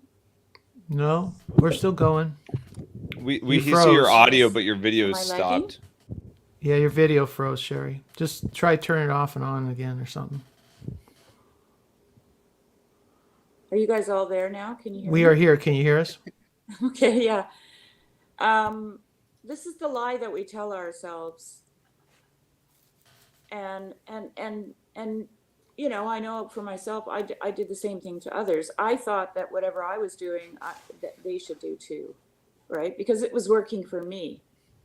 What I failed to understand was that what's working for me is working for me.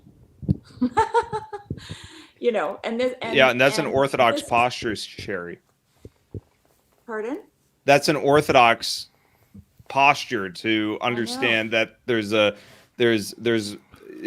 everyone has a sickness of some kind, and there's certain medicines or treatments that apply to one wound that doesn't heal another. Exactly.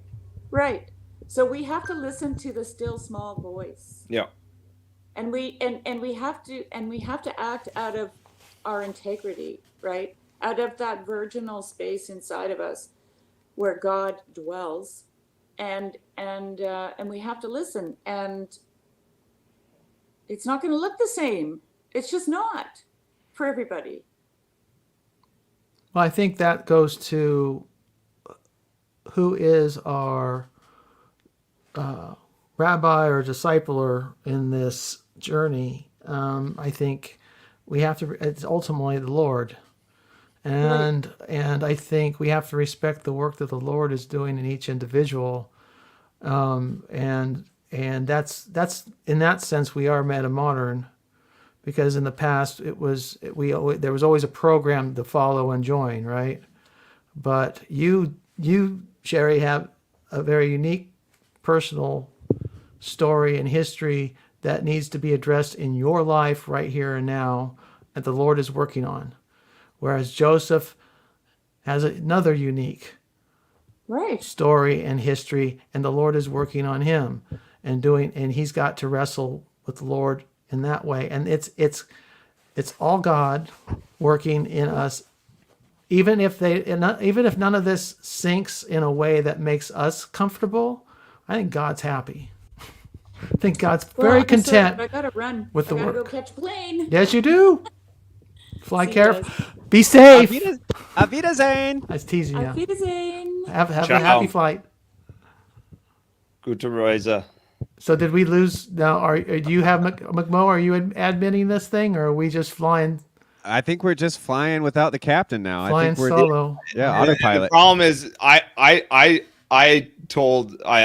said I was not going to be long, and I got to go put on a movie for my kids. Yep. Now, so I need a bounce too. But well, good little chat. I'm glad I could just spew out this so you little could thoroughly derail our other conversation. Yeah. Come on, we can't just talk about boring stuff like politics. Something like sacred. Well, we weren't talking about politics actually.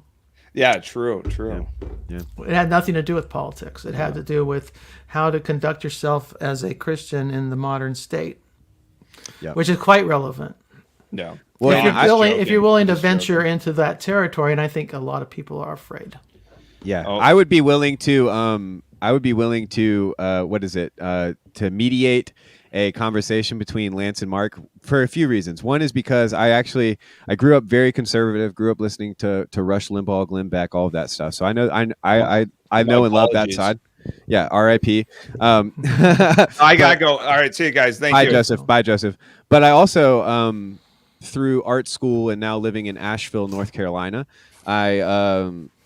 most of my friends are probably are more left of anybody you've like. I have friends who are actual communists. I have, me and my wife call some of our friends the Theybies, THEY BIES. And so we have a lot of friends who are on that side of things, and to be clear too that my personal political preferences tend towards the wanting to believe the conspiracies are true, and also that the demons are running everything. But so this is what I was going to say. I enjoy talking about politics, and I even enjoy the passion with which people bring to it. But I also know that that's oftentimes related to family conflict, and how you're so mad that your dad was a squishy liberal, and so you go into the truth of conservative, or you're so mad that your mom was this hyper conservative Fox News watcher, and so you're going to say, no, I'm not going to be a bigot like that. I'm going to accept everyone. But I think that the political question and/or how should the Christian, or how should the individual survive in the state is absolutely a huge question. Yeah. Well, it's I don't know. I'm happy to. Maybe it would be good to have a moderated discussion.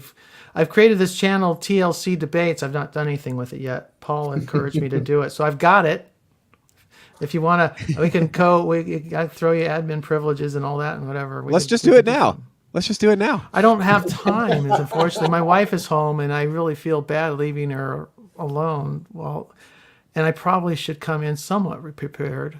No, I think that would, Mark. I think that would be good, and I do think in the political sphere, that it would be nice for people to. So one of the weird things that's happened for me, right, is one, I'm a lawyer, right? So when I saw all this stuff coming all around, by the way, this is all provable. This is not hoax. When I saw the junk that came around, how they had spied on Trump, and then they made up all this Russia stuff, which is proven to effectively be absolutely untrue. And we have documents, like literally from investigations, documents to prove these things. Is when I would want to share these with people who were, let's just say, left wing or Democrat. They don't even want to see them. They're like, nope, I don't even want to look at it. And I'm like, well, wait a minute. Like, there's this thing that's actually not a conspiracy theory. Like, it's not a tinfoil hat theory. So I think what you're talking about, Mark, and this is affecting us a lot. Where I would like to get to is, hey, have you seen this thing that they haven't allowed you to see? Because it might change. I mean, a real thing. We're not, we know it's a real thing. It's not some made up thing. Are you willing to actually see this thing that the powers that be haven't wanted you to see?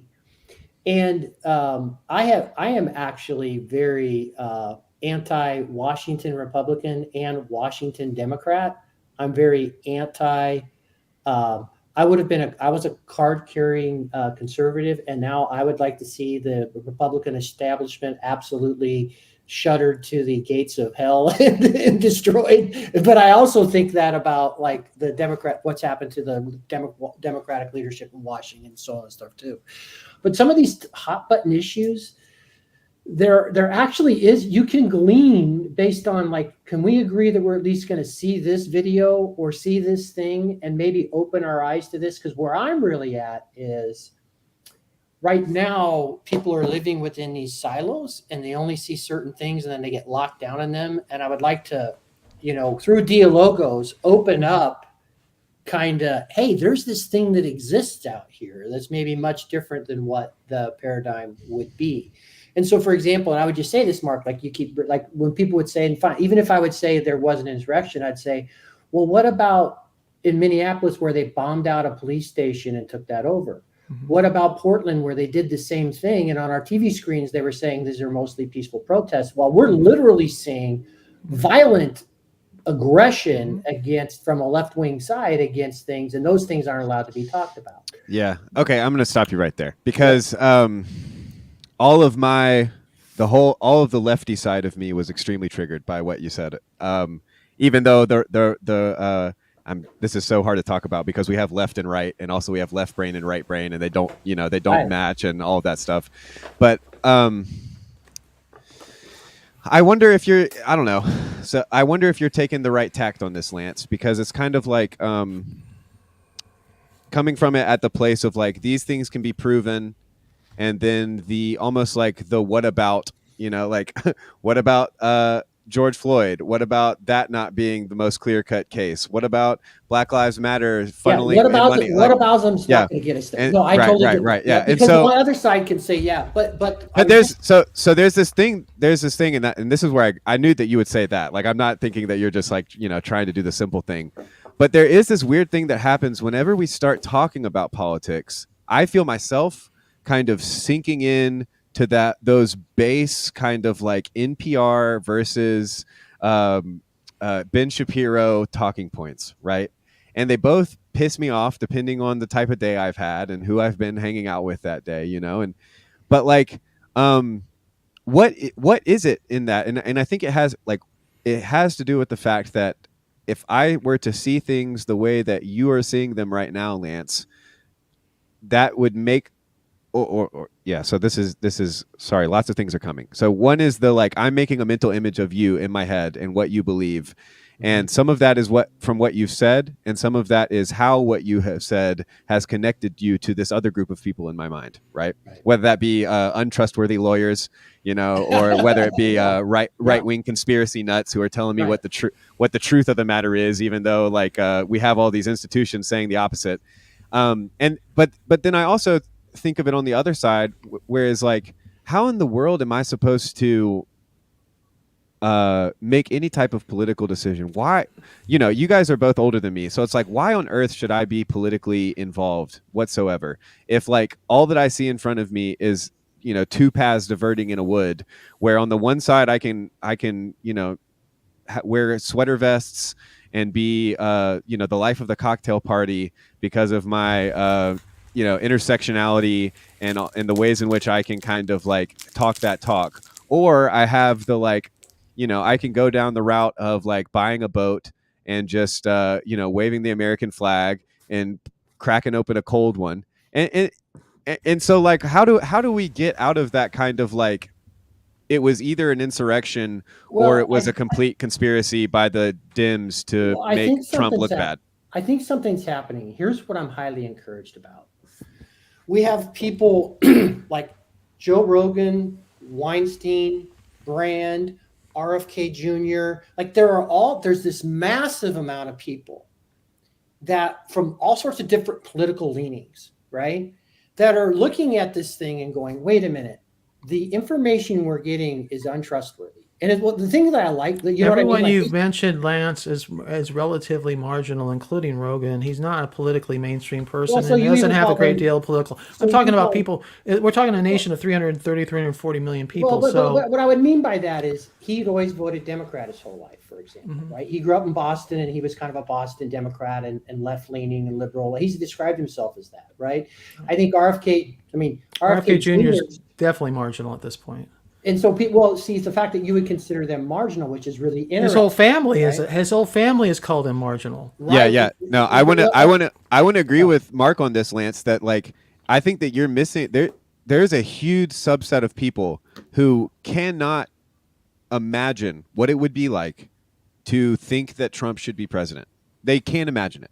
Well, I know he breaks their brain. Absolutely. But it's also it's so I have friends of ours who are they're in academia. That's all I'll say. They're connected with some big stuff, but it's kind of this weird kind of, I feel like I can see both sides of it, and I can also see when someone's only in one side of it, and there does seem to be this thing where if you're on the right, then you're and right and left again is not the best kind of metaphor or whatever. You can say whether I think it's a fair, but no, with Mo, it's a fair. It is a fair metaphor. What I'm trying to point to are there were people that, well, even like a Richard Dawkins, right? So I'm just there, who has had kind of his scientism world kind of blown up on him, right? And there are others through COVID, real scientists, that were shocked when all of a sudden science was getting thrown by the wayside, right? They're also shocked when people will make comments like, we can't tell you what a man or a woman, just certain things. And that's not to say that you're discounting LGBTQ plus issues, but they're looking at just science and biology. I do think that there is this thing that's happening where people that normally wouldn't have aligned left and right, let's say, or political party, let's say, there are these weird, because I'm following lifelong Democrats. That we're lifelong Democrats, that we have so much in common just in terms of we see what's happening up here. We have this lost trust in institutions. And some of us have had our worlds blown up for different things, woke us up to something's wrong up here, right? Because we had different modes. And so I do think there's something happening at the bottom where I think we are finding places of unity. And, and I do think it's the vast majority of them. I think if we could, the vast majority of American citizens, we do agree on most, we do really agree on most things. We do value, a lot of the same things. But at any rate, I have seen this thing that's happening below that. But at the same time here in the TLC, which is the reason why I don't feel these conversations are that important in TLC is this is why. I have plenty of other forums where I can go out and have this conversation, right? Yeah, like 4chan.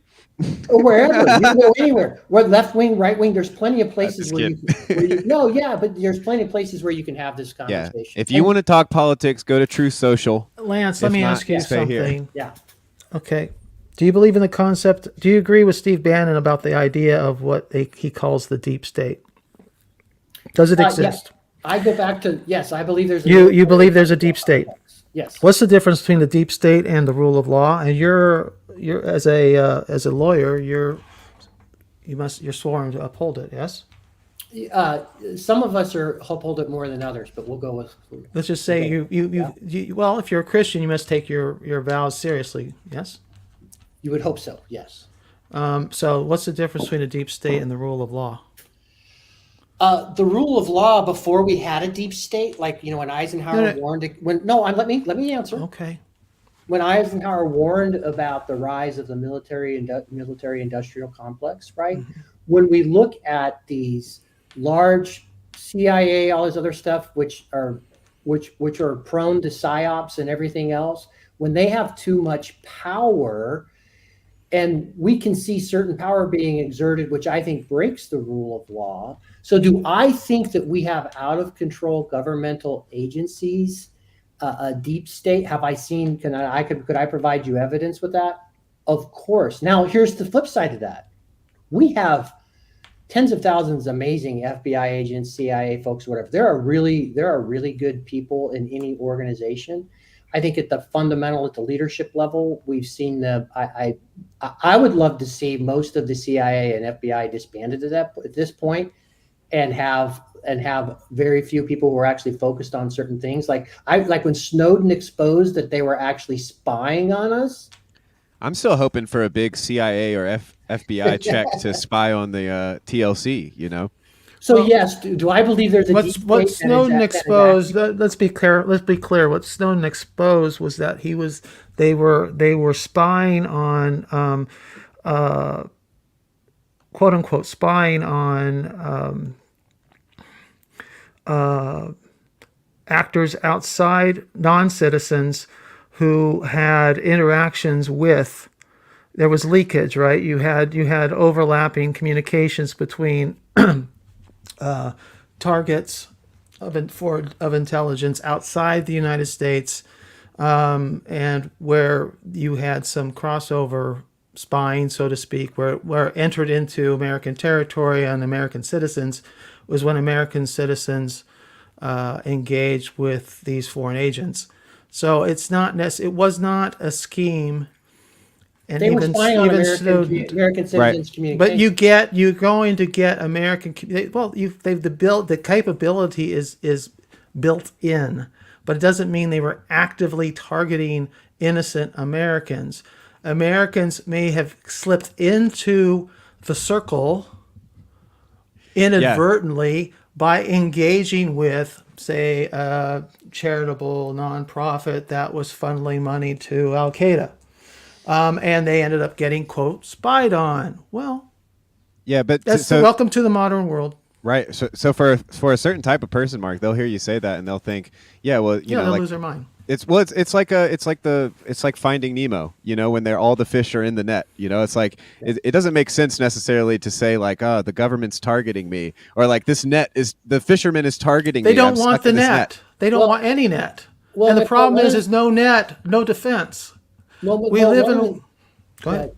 One of the things I didn't want to lose here, you had mentioned, what are young people to do? Like, why should I even vote? I'm just going to go buy a boat and have fun or whatever. I still have even though I still have a high amount of distrust, I do believe in the civic duty. And I also think, so I still vote. I try to find folks that I think are going to be honest, not corrupt, and do the best I can to try and find that person to vote for. And whether that does any good or not, I don't know. Like, seriously, I don't know. But if I don't, so there is this sense to do that. The other thing that I think Mark will really agree with is back, there used to be this thing they talked about, all politics was local. And they said it because it was. we used to live a lot more locally. The businesses were owned by people that were much more local. And then like even on your local elections, like your local city council, your local DAs, like those things really like matter to you. Like really, it's a big deal. And so, but they've got us sucked up into these national arguments. So they're so far away from us that, you know, it's so hard to kind of touch into. So I would just say, all I know is I'm going to continue to do my civic duty, try to educate myself before an election. And I still vote even in the off presidential year. Like I vote every time there's an election. I do my best to try and go and vote. Now, whether I'm stupid, I might be stupid for doing that, but it is an American civic duty, and I still think it's valuable. And if enough of us try to do that, I think it would make a difference. But well, you get to know some of the people who actually do run for office, local office. You find out they're human beings. Just before the lockdowns, I talked myself onto a campaign for a candidate to run for a state office. Then the lockdown started. They panicked, and I never joined the campaign. The person you would call the person woke. You would label them, categorize them as this, that, or the other, and they would no doubt categorize you and label you. I don't think they're as bad as you think they are. And I don't, and I say all that just to say that I've met some of the people, and I have met some, I've met some bad characters in politics, no question. But in the end, most are trying to do their best. They do often, as we see, like Democrats voting in blocks in the House, and Republicans doing the same. And they do that for very practical reasons, not for corrupt reasons. They do it for practical political reasons. They work collectively. They accept that sometimes you've got to give here to win there. And they're trying to make sense of a mess. Yeah, there's no doubt. One of the things, Mark, that you can remember back, because we're old enough to remember, there used to be a collegiality that you saw. So, for example, Tip O'Neill and Bob Dole were friends. Now, they disagreed vehemently, but they would share dinner with one another, and they would reach across the aisle to try and find some sort of compromise on things. What's happened, and this is a both sides thing. This is not, we can't point. We've gotten so to the point where even if you try and reach across the aisle right now, like you just get lambasted, it seems like. And so we've lost a sense of collegiality that seemed to have the best interest of kind of the people at play here. And yeah, because if you reach across the aisle trying to say, hey, let me tell you a little bit of some of the things I think, that's when you get lambasted. But if you reach across the aisle and say, hey, what do you think about this? I don't think that you necessarily get lambasted. But yeah, that's all I wanted to say to that little piece. I've just been enjoying listening to you. But Mark, do you think you said something very interesting a few seconds ago, which was the idea of that it's not corruption, it's practical and political. Was that kind of what most of what's ascribed as corruption is probably just practical political considerations made in the moment under a certain set of contexts and conditions and limitations. And yeah. I mean, we're slaves to sin. That's the thing. That's what I really think more and more that's what Paul meant, is that we're slaves to our conditions, to what we're dependent upon, to our relationships, to the circumstances in which we're born, and we can't escape them without Christ. Would be his argument. That's one of the centers. We need a miracle for that. That's one of the centers that has fallen. So we've been noticing that when you look at it, that is one of the centers that has fallen out of this political sphere, is that you did have many more of the folks who were leading were actually attending church, right? And not only attending church, like they were attending to church with one another. And that has really kind of fallen out. And so one of the things is McMo, you're pointing this out. I'm trying to struggle my way through this in some ways, right? Because this is a real problem of our time, right? And that's why I love the TLCs. We're talking around these sorts of things, but these things do apply in that arena too, right? We're clearly at a very fractured moment. And I do think that at leadership levels, I do think you see this across the political spectrum for most people, that they see that something's wrong. Like people just have this deep sense that something's wrong. And meta crisis. Yeah, we have lost faith in our institutions, right? There's no doubt about when 20% when people have a 20-some% approval level, when mainstream media has a 20-some% approval level, when you have these things, so there are these, that's why meaning crisis is happening all over us, right? Mm-hmm. And so this probably isn't going to get solved. I don't know. I mean, I'm of a certain age, like in Gen X, there's so few of us or whatever. So probably millennials and Gen Z will probably get skipped over, which I guess is fine. We hate authority anyway, but that's why you'll never have any. Exactly. So it's really, I'll be curious to see, because ultimately this tension we're in right now is going to break one way or another. Mm-hmm. And there's some scary ways it could break, or there's some unifying ways it could break, right? So, I mean, really, you guys are going to decide this. I think you guys are going to decide this. That's me and Mark are probably going to decide it. But what came to mind was what you were saying. I just got this image of you could almost be like a traveling preacher or a traveling politician and just say, go around saying, whatever's happening in Washington, D.C. or the capital of insert state here, that's the real issue. And that's obviously another word for populism, right? That's why we see this rise of populism. I would describe myself more and more as a populist now versus a Republican or Democrat or something. Yes. Right. Yeah. And so that obviously is very juxtaposed to Mark's preference of a social democracy, which and again I feel torn between the two. I almost feel like I'm maybe a left-wing anarchist or something.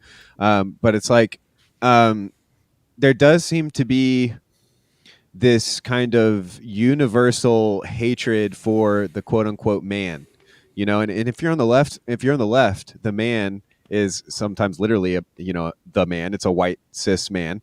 And then if you're on the right, the man is, whatever woman in a pantsuit that you don't like at the moment is kind of the one that you're kind of railing against.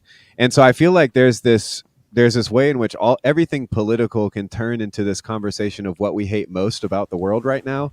And I think that that's the opposite thing of what it should be, right? And ideally, and why The West Wing was a believable story at some point, was because there seemed to be, instead of it being a culture or a conversation of what we didn't believe in, or what we don't think is true, it was a conversation of I guess to Nate's point from hours ago, what we actually held as this kind of pseudo sacred ideal. It was we hold these truths to be self-evident, and the fact that we held the truths was more important than what the truths actually were. I think House of Cards is closer to reality than most people want to admit. Oh, I would love for Parlato to jump in and talk politics. Get another loose-lipped millennial in here. One of the things, Mark, so here's the thing, and I meant this, and I removed myself from the conversation earlier because I knew I wasn't being generative or whatever. And Mark, you are, I love your wisdom and I love what you bring here. Besides, we were raised Wesleyan, so we have that shared spirit about us. We have some relationship there. And and I was like the Alex P. Keaton in my family. All you old people know what that means. He was raised by, my parents were lifelong blue collar Democrats, and here they had this Ronald Reagan loving teenage son or whatever. So it was funny. And they love me still the same, which was great. I've so changed. But what I don't want to do, particularly in these corners, because I think this is I'm going to say this. I think this is a sacred space, and I certainly don't. Whereas I think McMo, you're a good person to kind of mediate that. One of the things I want to make sure is if I don't want to take these conversations or these things in a place that would bring up certain divisions that we can experience everywhere else. So I don't want to be that person in this place and space, because I have these conversations. They're just not here. Yeah, this is the first time I've really talked any so-called politics on any of these channels. I touched on it late in one of the mega streams, maybe, where I said I had some experience here or there. Well, that was what was I congratulated you, or not congratulated you. That's a weird way to put that. But that part where you were talking about kind of your left-wing side was very resonant for me, Mark, and it made me grateful that you were here. Yeah, I think, because I do think there are a lot of people I would like to see open up to a more spiritual but not religious life. Whatever any of this means. Because, I mean, it's people are experiencing various kinds of crises. I don't know if we are collectively in a meta crisis or a meaning crisis. I think each individual is dealing with problems about modern life that are driving depression, anxiety, physical illness, other forms of mental illness, disrupting families, and all these things need to be addressed. And it used to be addressed by the church, kinda. The question is, was it ever addressed well by the church? I think that's debatable. People did find institutions and built into institutions for themselves and their communities that did seem to work for times. The Black church at one point, the Black church is still very strong and very important. And I wish to God, I pray every day that it would be better represented in TLC, because it is not, my friends. I'm the representation of the Black church in TLC, and that's a sad state of affairs. Sad state of affairs. Let's look at someone like Esau McCauley. I kept throwing that name out at Paul at one point. Got no attention at all, and he's a good in-between voice. He's not far left woke. He's actually theologically rather conservative. His PhD advisor was N.T. Wright. Definitely somebody who should be talked to, if he talked to you. In many ways, I feel like some men like him have more or less, given up trying to talk to white Christians because we're so fucking dense. We will not listen. I think what CW's interview, which I thought was great, by the way, Mark, and I highlighted it. It was a good interview. I don't necessarily agree with the young man on everything. And I don't know if he would be, because, and I understand. I'm not going to force a conversation on him or force my views on him in any way. But because he's experiencing he's grappling with his own meaning crisis and his own trauma, and the Lord is working with him. So it's not for me to get in the way of that. But to the degree that we can find individuals who will come into the corner and maybe educate us, and if we will allow ourselves to become educatable, as long as we're okay with both sides being able to be willing to be educated, right? And I actually I love CW. Like, I thought that was amazing, and I needed to hear some of those things that he was talking about. I did. Plus, I'm seeking to understand, right? I think one of the things that I think the TLC can do is, if you're here to enter into a mode of dialogos and trying to figure out a way to seek understanding without agreement, we're not here to try and agree with everyone, right? But if you start to learn some of these practices here and how you're communicating about certain topics, hopefully I'm transformed that I can take that to my political topic outside of that, if that makes sense, right?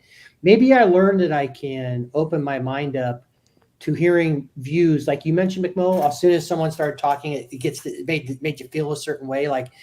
But I do think what we're modeling here are things that can transform us. So when we go in and talk about those things, like an estuary, instead of it being ideological, you're supposed to listen to try and seek understanding without just trying to get your best argument in place, right? Maybe that sort of spirit of transformation in me is going to allow me to then enter into political conversations outside of this, and maybe I can bring some spirit of TLC both in myself and to others that maybe we can have more fruitful conversation. But I do agree that so that's why I think we don't have to necessarily talk about the political here but the conversations we have here can change both individually and as we go out into our communities, how we engage in the political as we bring transformation to those conversations. If you want to highlight, can you, Lance, can you highlight William Branch's comment? The black church is mainline. Now, William's a friend of mine. I want to be absolutely clear about that. But I think you have, I don't know how you can call the black church mainline, considering the history of the black church in America and considering the fact that slave preachers were given an severely redacted Bible, for example, missing the Exodus, by slave owners, and that church, the history of that church was a history of segregation, and that segregation really didn't come to an end until the passage of this Voting Rights Act and the Civil Rights Act in 1964 and 5. Yes, there is a sense in which the black church has been accepted within mainline circles, but the black church theologically is actually considerably more conservative 100% than the mainline. Right. Radically more, much more closer to my Southern Baptist folks I ultimately initially started with. So go ahead with that. I was kind of a rambling response to that. Yeah. But I don't think William likes to play a little fast and loose, sometimes out of fun, and I can't tell when he's having fun and when he's being serious. But I would. Well, their main line, if you come from a certain subset of the culture that believes that mainline is, Steve, if you wouldn't mind muting the noise from your golf cart. Oh, is, sorry. Yeah, sorry. I'm also apologies. I can't, not that good at paying attention this far into a stream, but yeah, I can see where William would say that the black church is mainline because it had to do with voting Democrat, right? Like if you vote Democrat, then you're basically you're basically mainline at that point. But to say that they're conservative is also all big churches mainline. Okay. Okay. Yeah, thanks for the clarification, William. Yeah. We should have known that you were using mainline in a way that no one else uses mainline. But like, I guess actually that points to the point that I was wanting to get at, which was like, is it helpful or is it actually more true that what the big disagreement is in terms of like the individual versus the community, right? And for me personally, when I say individualism, I tend to think of the Heideggerian thrownness, the fact that I am me and I'm no one else, and that when I wake up in the morning, I still seem to remember what happened the day before, and also within that Christ died for me, an individual. He didn't die for me, a white cis man, because insofar as I'm a white cis man, that means I'm a part of the crowd, and so that I'm a part of the nothingness that is the crowd. But then you also have the aspect of the life within the state, where there are boundaries and there is community, and there are people that we take care of and there are people that we don't take care of, and there are people that we reward and there are people that we don't reward. And so I think that a lot of times within the political kind of conversation, we have this tendency to say things like, well, I can't think of a good example right now, but like basically, and no one here is doing this, but I wonder if you guys have seen the same pattern, which is the liberals think that the conservatives are in power and causing all of the problems. And the conservatives think the liberals are the ones who are actually in power. And I don't mean political power. I just think that, like, you know, neither has enough power to satisfy them. So the others are in power to undermine them.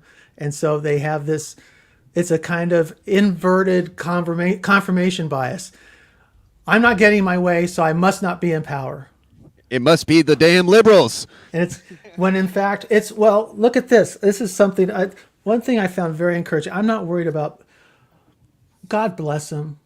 Let the little, well, he's not little. Let Trump become president again. Will not change. Well, I will not lose a wink of sleep. Now, last time in 2016, I lost my friggin' mind, right? But this time, no problems. Why? Because I saw that this is a nation of laws, and whatever him and Bannon and crew came up with ultimately ran up against a system of laws. I know, deep state, whatever, but it's still, we are ruled by laws. Why isn't Biden and AOC why isn't AOC running amok in Congress? Because we are a nation of laws. And so what's beautiful about this country, and even then, you take over the federal government, well, what did we all discover? We've got 50 state governments we all got to contend with. Yeah. And each of them can bring in suits and make their own laws and legislation. I used to think that winning politically would change things dramatically in this country. That's the beautiful thing about the American Leviathan. It is so huge, so diverse, and so grounded in history.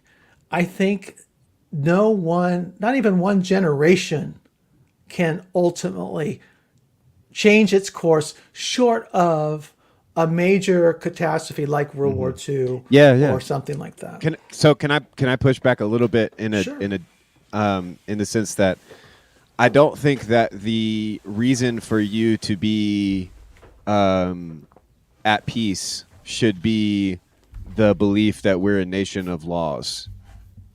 I think I'm forgive me if this comes out disrespectfully, but I would prefer, or I would expect, that the thing that would allow you to withstand another Trump presidency would be the fact that God still reigns, and that we not that we're one nation under God, because I know none of us actually believe that, but that No, I get what you're saying. Yeah, I think I understand what you're saying. No, I totally agree. No, I'm at peace because of God.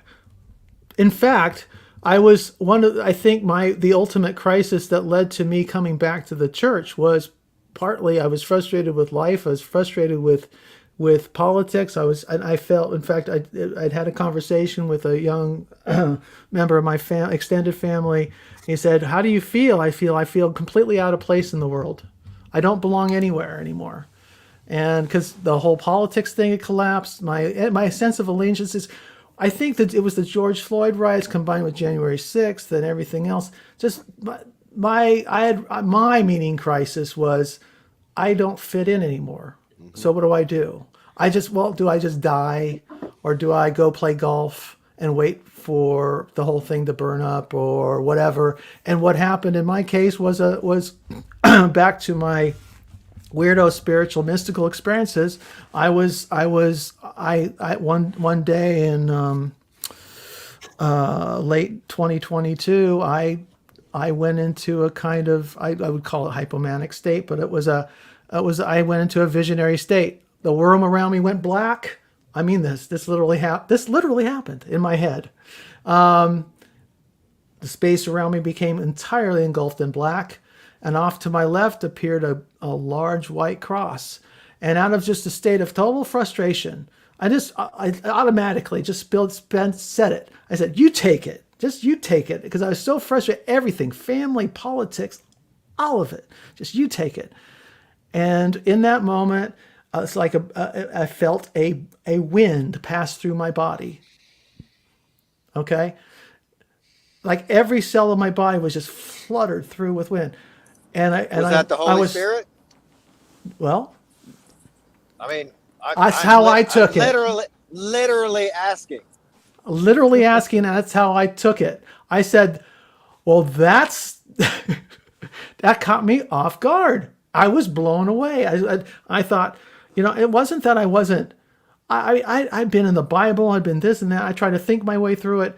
I think the Lord just went through and short-circuited the whole system, gave me His Spirit, said, let me show you my, here, take my beer. Let me show you how it's done. And that's what I got. And I got a couple of corresponding signs that kind of gave me a sense that this thing is for real. And that's why I try never to go without this. And usually it's out instead of in my shirt. Just because I need that thump, that piece of metal banging against my chest on a regular basis to remind me of that event. Because if I let go of it, I will lose faith ultimately. I lose I was making up in my head. It's my bipolar acting up, I ate too much pizza the night before, who knows? And I'll come up with excuses, right? But it was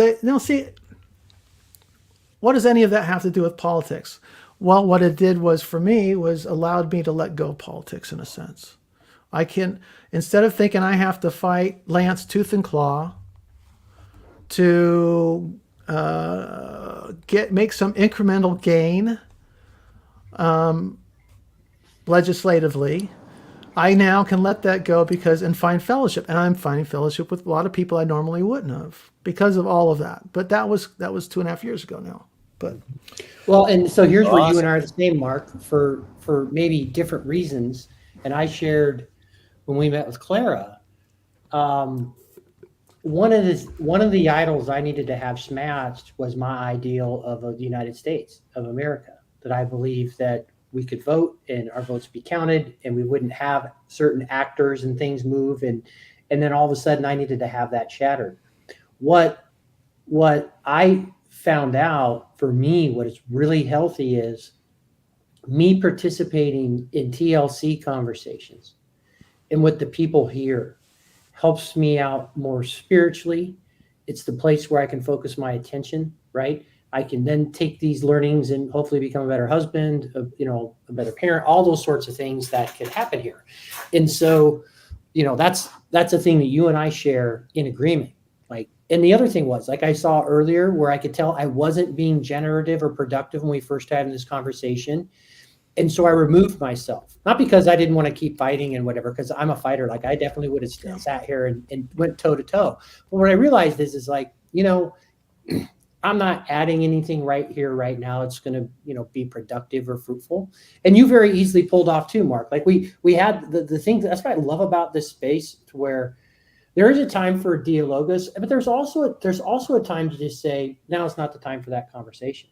And that's wisdom. Right? Sure. Because my relationship to you all and to you, Mark, are more important to me to trying to win some political point on a YouTube channel. And you did the same. You exhibited that same spirit towards me. And so I do like that about this place. And that's the sort of thing that I'll fight for the culture of this place, because I think it's important, because we don't see that many other places. I agree totally. I still think it's an important. I'm sorry, Grail country is unique because of the amount of personalization, because we're talking to each other. We're not just an avatar, a username, and a snarky comment. I think that's a huge difference. So imagine 15 hours of just text last week. There would have, probably been more division. But being personal, definitely. How can I deny your humanity if I'm sitting with your humanity? The only thing I would say that this space could get decadent if we don't respect what's involved in making it possible and the sacrifices that have been given to enable it and defend it. And that's why Memorial Day, it's ironic or timely, depending on how you see it, that we're having this discussion on Memorial Day. I did not always have as much respect for those sacrifices as I used to. I've evolved on that point. And I think because I've met enough of those, it's just, look, the families, the survivors of a fallen soldier have a whole different view of war and politics and service in the military than those of us who've not walked in their shoes. And it is a kind of, there's this, remember Kelly, I can't remember, General Kelly, when he took over Trump's, I think he became chief of staff way back. General Kelly, his son died in Afghanistan or Iraq. I can't remember which. And I really apologize for not knowing the details anymore. I've kind of slipped it in my head. But he spoke about the people who gave themselves, the soldiers who have died in service, as the best of America. And initially I was appalled by that because I thought, well, you're saying the best Americans are the dead Americans? It's like, it seemed like a kind of death cult. But I think the point he was trying to make is they represent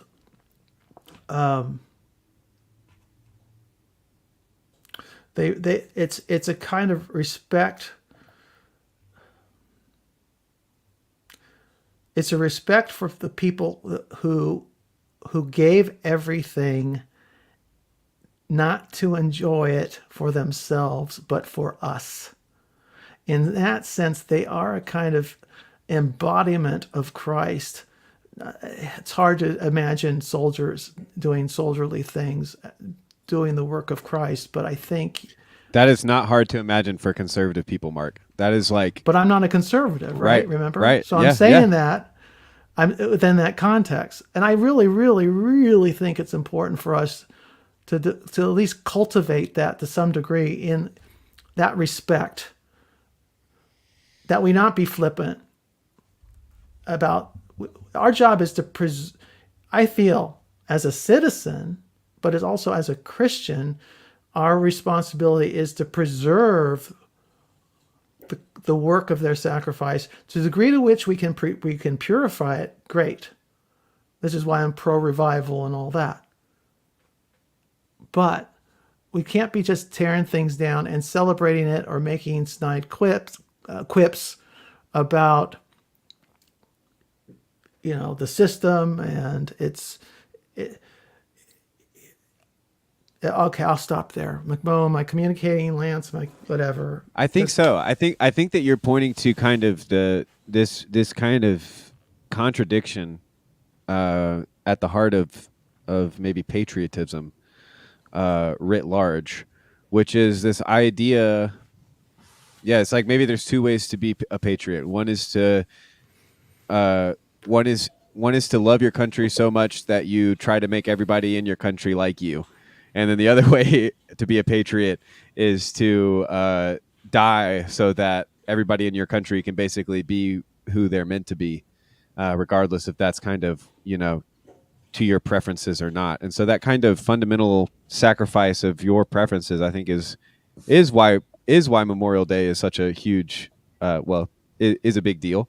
But then I guess just this whole conversation, my brain keeps fluttering between that kind of the responsibility of the individual versus the effect that the individual has with his rhetoric or her acts of service or their love, to the community. And so when we break down on kind of fairly simple spectrum of left versus right, Democrat, Republican, or even like big government, small government, you have the political quadrant or whatever. I think that where the type of attitude that we should be coming to the conversation with is much more like what you were talking about just now, where we both can kind of appreciate the special, I'll just say the special moment that we live in.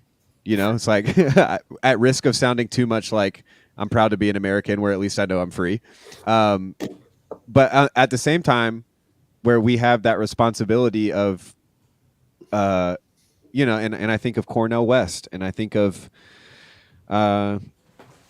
just even who's the black guys at Talking Heads, John McWhorter, and you know who the other one is, Lance. You know what I'm talking about. I think of both of those who have been super influential for me in my political thinking. But there's this idea of in which I want to stand with my black friends and say, all of America, the good and the bad, the you know, if you, and I'm going to use some offensive terms, but the woke nonsense and the cis hetero patriarchy, you know, those two kind of poles, I want to claim all of those and say that, like, yes, this is my America. This is what has raised me. I was raised by Reagan and Clinton, by Reagan's war on drugs and Clinton's war on public decency. But like, unfortunately, yeah. Right. But then there's also this sense of, you know, and maybe I'm trying to stir us all up into a little bit of patriotism, but just that the idea of, you don't have to stir me up. I'm all with you, McMurray. Because I think what's happened for me, I just want to put a fine point on it, which is I am still extremely patriotic beyond measure. Right? I'm grateful that I was born in the United States, in the Midwest, where I was born. Like, I love my country. But where I kind of separate it is that, and this is, I always had this sense, but it's really been articulable to me now as I've seen these things here right now. I'm not patriotic to the wars or the politicians or the CIA or none of that crap, right? I'm patriotic to the citizens of the United States and all citizens, right? You can't spell USA without spelling us. That's right. And so, and so, you know, and I've always been that. So even though I would have been considered a hated conservative or whatever, if you would talk to my kids for the past decade, I'm talking about, why are we wasting trillions and trillions of dollars overseas for all this crazy crap? Why don't we do a Hail Mary effort in our inner cities and actually try, and not the corruption, actually try and change, you know, actually do something where, like, for Ice Cube actually had this great plan where he's going to get it out of the hands of the political money grabbers, of where he could really just try and do a black renaissance, right? Like, you hear this terminology. Like, I'm down for that. Like, because you know why? They're my citizens. They're my brothers and sisters, right? And so for me, we've of course we've failed as the United States, but we're trying to chase after this ideal, and we had been getting better. What happened with the identity politics? Like, this is the most amazing thing, because like even with Gen X, and I think things had changed. We had reached a point to where they've divided us, but this whole identity politics movement, which is the separation and bringing identity at the top, is like they've created this division amongst us that doesn't exist. There's not this widespread, like, and I just speak this even, you know, before this other stuff is, there's not this widespread belief amongst conservatives that they don't want our black brothers and sisters to have opportunity, right, and those sorts of things. And so I think, but I think that stuff. Here's the beautiful thing about the absurdity of where we're at, McMo, right? As things have gotten so absurd and just things are just so silly. That's why I said I am seeing groups that never used to kind of get together and talk are starting to get together and talk. And that's the beautiful thing about what's happening, about the insanity of what we're all experiencing right now. Can I just, on one point you made, Lance, was why are we spending the $1 trillion, the money abroad that we could be spending at home? You sound like a Bernie bro back in 2015, 2016. That's what I'm a populist. That's what we chanted. The problem. Okay. Let me step in. Let the youngest and stupidest of all of us actually talk. You're the moderator. because I hear like all of us kind of doing this thing where it's like, you know, I'm a Republican, but I'm not that type of Republican. I'm a conservative, or I'm a liberal, but I'm not that type of liberal. I'm woke, but I'm not that type of woke. And what strikes me is that we're always battling with these ideas of what we think other people think about what we're thinking about. And you know, I don't think that this is why I'm obsessed with the individual, and why I don't like thinking about Democrats or Republicans, because I don't think that any Democrats or Republicans actually exist. And if they do, then they're probably like engaging in some sort of demonology, because to say I'm not a Republican, I'm a child of God. Like what? Like, I saw Sherry's name. I'm not of Apollos or Paul. I'm of Jesus. Yeah. Well, and I think Mo, you hit it. This stuff is starting, and most people is starting to fall away, right? And it's because both parties have betrayed the other parties, right? The Democrats have betrayed the working class, and the Republicans no longer fight for anything that would be considered some sort of conservatism. It's just so really what happened in 2016, which I think was really interesting. This is the side of the coin that gets left out. You mentioned it, Mark. Mm-hmm. The rise of Bernie also happened. It wasn't that Bernie and Trump generated something new. They were responding to a moment where on both sides of the aisle, the left were tired of their Democratic politicians and the wars and everything else. And so Bernie rises, and Bernie is a form of left populism, right? And you have Trump on the right garnered this populism that was rising, over here on the conservative base side. And of course, we got it all mucked up, right? So everything got all mucked up and everything else. But there still is this, I do think, I believe this, and they don't want this to happen. I do believe that there is, Mark, you and I have much more in common than we would have had in the 1990s about how we see the world. Mm-hmm. Oh, I would say even just 10 years ago, we wouldn't be talking to each other. Yeah. When I had I had a real problem with an uncle who posted when social media was still young, posted some pretty overtly racist stuff about Obama when he was still president. And I deeply upset him.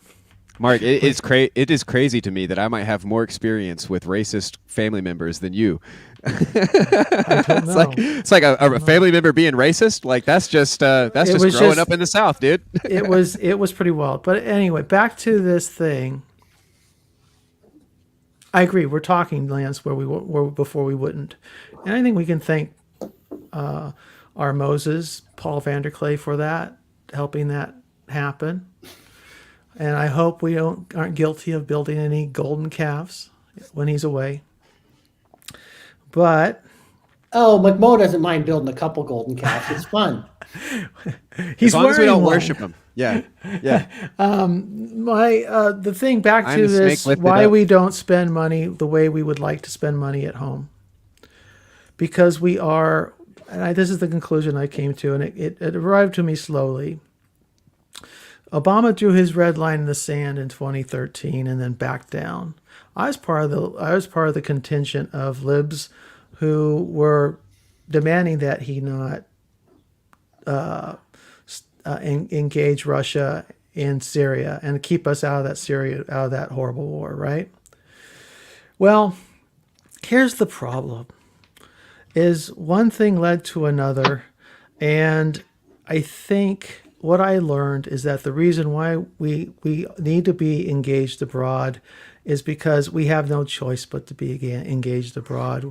We're engaged abroad because if we don't, Russia will succeed in Ukraine, and then we'll turn to neighbors, and they will engage with, they will test us with a NATO ally, an official NATO ally, which will then determine whether or not Article 50 is invoked and or NATO dissolves, right? The same thing happens in the East. It's the reason why China hasn't militarily taken Taiwan yet is because they know they have the United States and its allies in the East to contend with. I think Peter Zion is a great source for understanding American power. He's a neutral party. I think he's in regards to China. That dude hates China. No, he doesn't hate. No, he says he comes from the point of view that demographics is destiny, and so he's not anti-China. And I don't think he's saying. I don't think it's not even about Chinese communism. He's just saying that this is just the direction they're going in. Chinese culture is going to be with us for as long as there's a planet. So I don't think that's what he's talking about. Or at least until all of the Gen Xers die with their Chinese tattoos that don't mean anything. But the thing is I find I was a pacifist, arguably a semi-pacifist for quite a long time, and I think it ended up costing a lot of people their lives.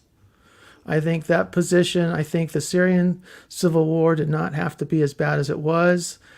Had America gotten involved earlier, overtly, for example, and at risk, ISIS and everything. That's the argument of Vietnam, Afghanistan, and Iraq.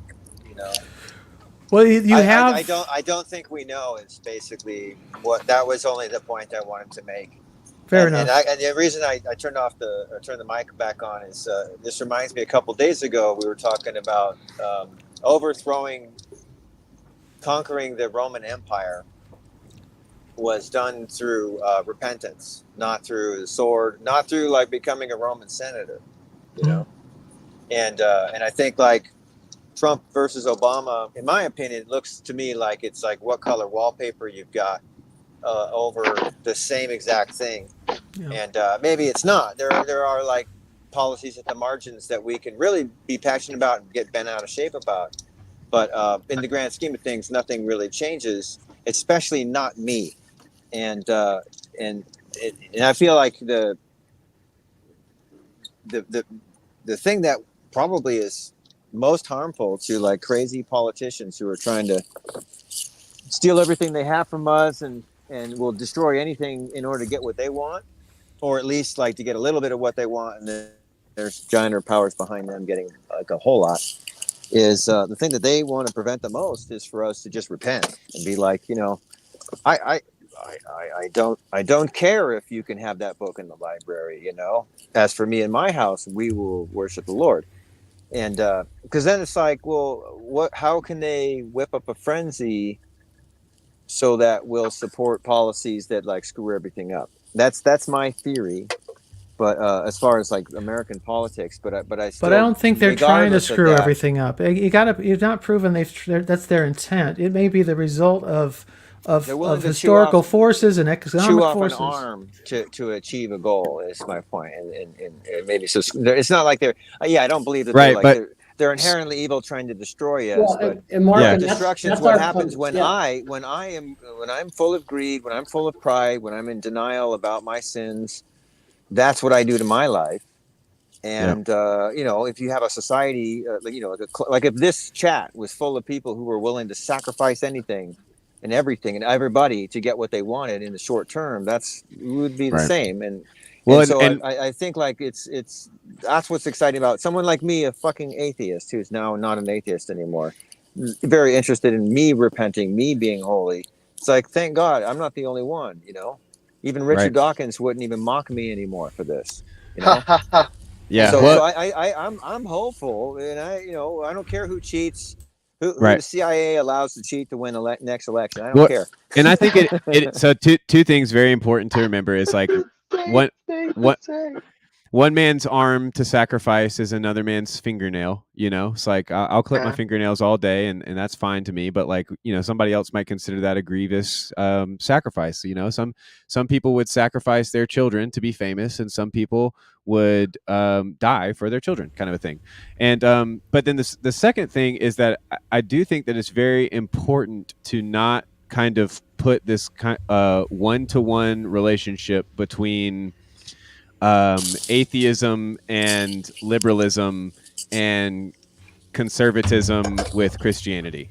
I definitely don't. Yeah. Like the branding of Christians as conservative, I think, is very unfortunate. Because you know I'm absurdist. I'm radical. I want to push things to their furthest extent. But so like there does seem to be this sense in which when you're outside of another's political realm, it's very easy to see it. You know, like the hardest political kind of silo for me to describe is my own. It's like I can describe Mark as a democratic socialist, and I can describe Parlato as a crazy right-wing truther. Probably watches Alex Jones and just takes notes. But like the Illuminati, right. The frogs are turning gay. It's in the water, don't you know, Parlato? They are turning the frogs gay, and that's a good. The water's gay, man. Yeah, water's gay. My hot political take is they are turning the frogs gay, and that's a good thing. So, but actually, turn the Parlato, mosquitoes gay, please. Yeah, turn the mosquitoes gay. Parlato, you're here. Why don't you set us straight, man? Set us straight. Man, I don't have any fire right this second. The only thing I could really specifically kind of offer is the populism thing is what I was kind of harping in the chat. Is just, I mean, I just hate to break it to the folks. It's a good. I mean, I can kind of do both. I was going to do is because the other thing I can do is just offer. First. What do you mean? Okay. Well, populism is the rule of the many. It's that there is no hierarchy of leadership and expertise that should be kind of guiding us. It's kind of the rejection of republicanism. It's really this wholesale acceptance of democracy. And anyways, what I would try to kind of tie together is the other thing I could do is kind of give you a 3,000 foot view of kind of at least the few years I went and dove head into first to this stuff. And I think what's useful here, this is going to be hilarious for TLC, is a two worlds mythology. I think a two worlds mythology is very useful here on ideals that can be strived for and aimed for versus tangible, earthly, achievable, goals and marks on the box, marks on the chart. And one thing that Leo Strauss does is he identifies this in the history of political philosophy, a masterpiece, that there was a turn and I believe it's 16th century with Machiavelli, where Machiavelli turns and says, we're gonna jettison and we're going to leave the transcendentals. We're going to confuse and confabulate the good as realizing the good takes in temporality, takes in this time that is beyond me, and so the kings, the divine kings and families that were striving and trying to wield power for the good, trying to the best of their peoples, gets confused with what can be tangibly done now, what can be realpolitik, what can I have now, and so temporality is jettisoned, and things start to spiral from there.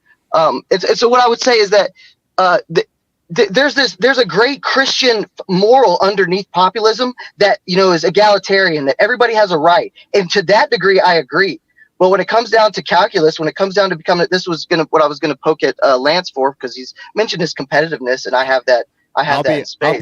I'll pretend to be competitive like Lance. Oh, great. Well, Lance there's Lance. Is that there is this at the end of the day? There's a top of the class. There's a top end of the class. There's what the Italian theory, whether you can want to refute it, or we can have a little bit of a dialogue, or maybe you're just not aware of it, whatever it is. But there's a historical theory, a political theory of Italian minds, Mosca, Vilfredo Pareto. It was carried down into the American heritage through Burnham, and basically it says that there's going to be these families, there's going to be this network, this a real great analysis of it that I really hammer because it's just so obvious is de Juvenal's layers of power. A lot of power, a little bit of power, barely any power. It's so obvious, right? That just fits, right? Those are your layers. And so what happens a lot of times in history, and I would even describe as almost always in history, at least this is de Juvenal's portrayal, is that a lot of power will dangle a symbolic a characterization of those with very little power in front of those with some power to make them feel guilty and manipulate and to consolidate power. And they'll do the same thing.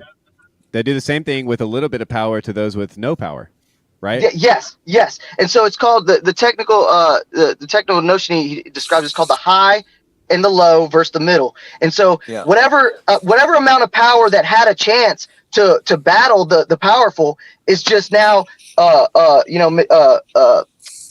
bamboozled away from them, and this symbolic foolish display, this performance, and power consolidates.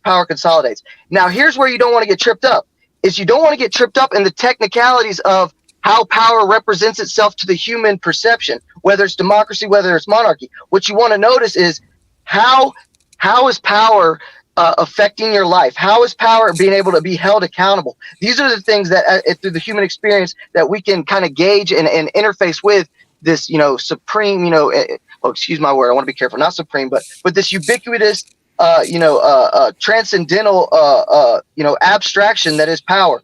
And so, yeah, I mean, I hate to break. And here's where I kind of want to throw you the bone and meet you in the TLC sphere is, as in my title says it, now as a Christian, I totally understand and I get the sentiment behind populism. I understand it's this, everybody deserves their chance, everybody deserves their voice. But when it comes down to the realm we're operating in the political sphere, these are the levers and pulleys. These are how it operates. And okay. Anyway, yeah. So hold on, Lance. I gotta go. So I just want to say I just want to give a little sermonette, and then I gotta go. But I just wanted to say to that, Parlato, and Lance, you can contribute to this too. But as soon as you start describing power, there's a certain type of person, me included, who's going to hear Nietzsche's will to power pop up. And I consider myself pretty anti-Nietzsche, even though I love him as a brother and a foil. But as soon as the word power comes up, I just get the whole history of will to power, and even the bald French guy who I like even less, Foucault. And so those are later in the story for sure. Right. But the point that I'm saying is, when you look at Christ, what comes to mind for me is there's power in the blood of Jesus. And it's the blood of Jesus that is sprinkled over the oppressed, that's sprinkled over the black church. And this is why they come up with the songs like there is power in the blood of Jesus. And so that's the place where I would look when you're tempted to think that power is the thing that defines the state, even in a Hobbesian way. I would say to look higher and to see that the power above all powers is the power that relinquishes power for the sake of the other. And so amen, 1,000%. Amen, 1,000%.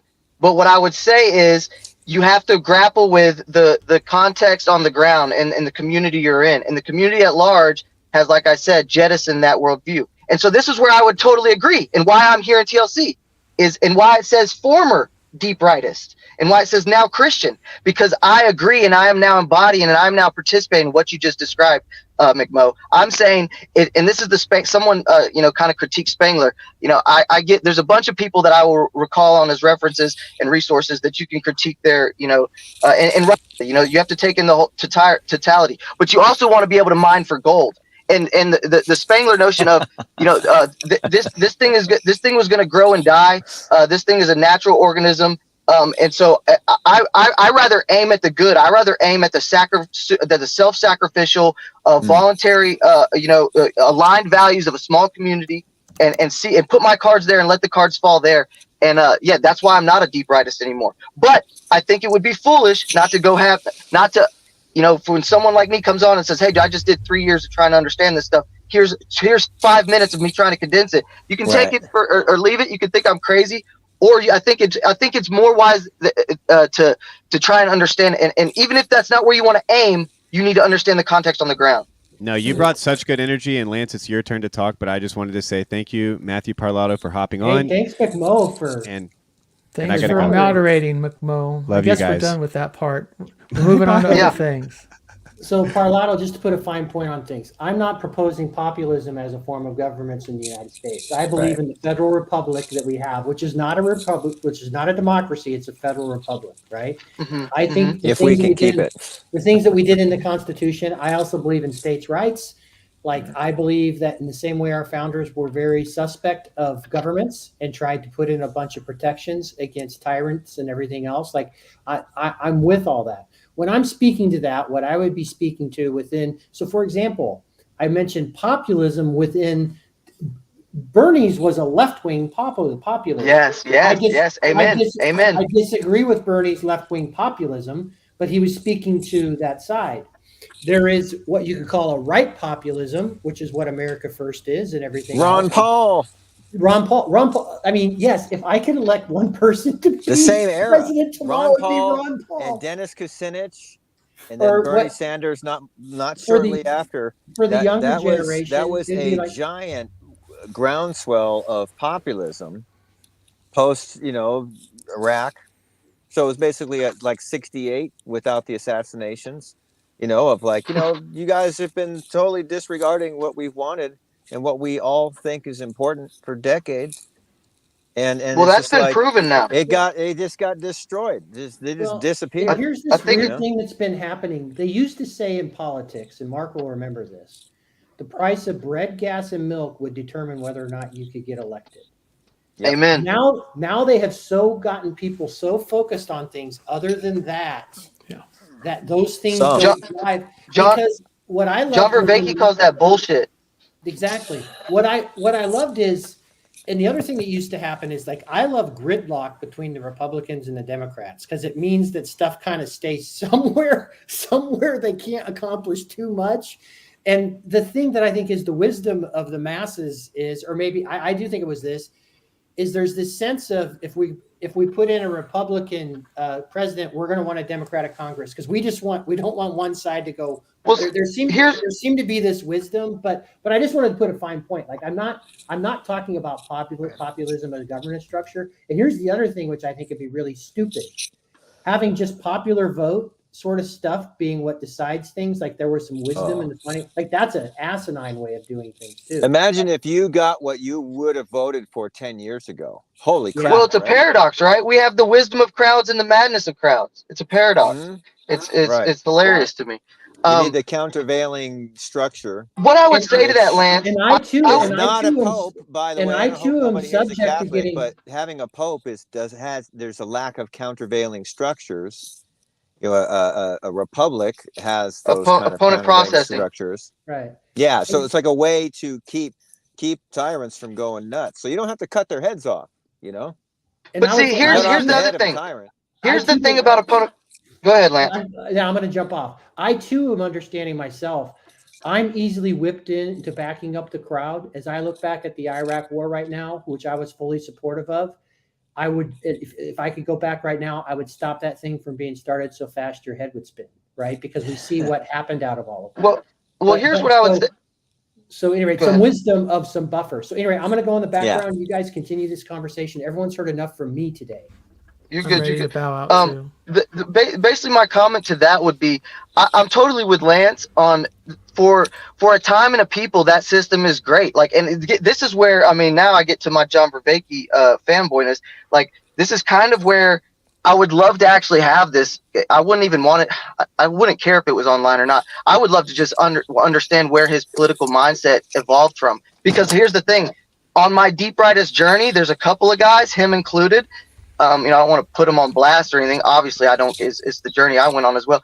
Anyways, he makes reference and hints to some of the same authors that I was reading and investigating on that kind of what in our culture is perceived as a dark journey, going to see read the rightist authors and whatnot. But what I would say is that there's a wisdom too of Aristotle and of de Maistre that there's a time and place for a certain government for a certain people, and all that nostalgia of looking back on opponent processing of a democratic republic, the three-tiered the three leveled system of our government, like that all seems nostalgic for me when the same guys that were boasting that and promoting that also said, hey, this has to be a Christian and super virtuous culture. Like, right. if you think that pirates can come into this constitution, you totally misunderstand what a constitution is. You totally misunderstand what laws are, and you totally misunderstand the power and the potency of this system. And so right. That's kind of where I would say with it. Well, I think I'll make this my last statement, and I better go.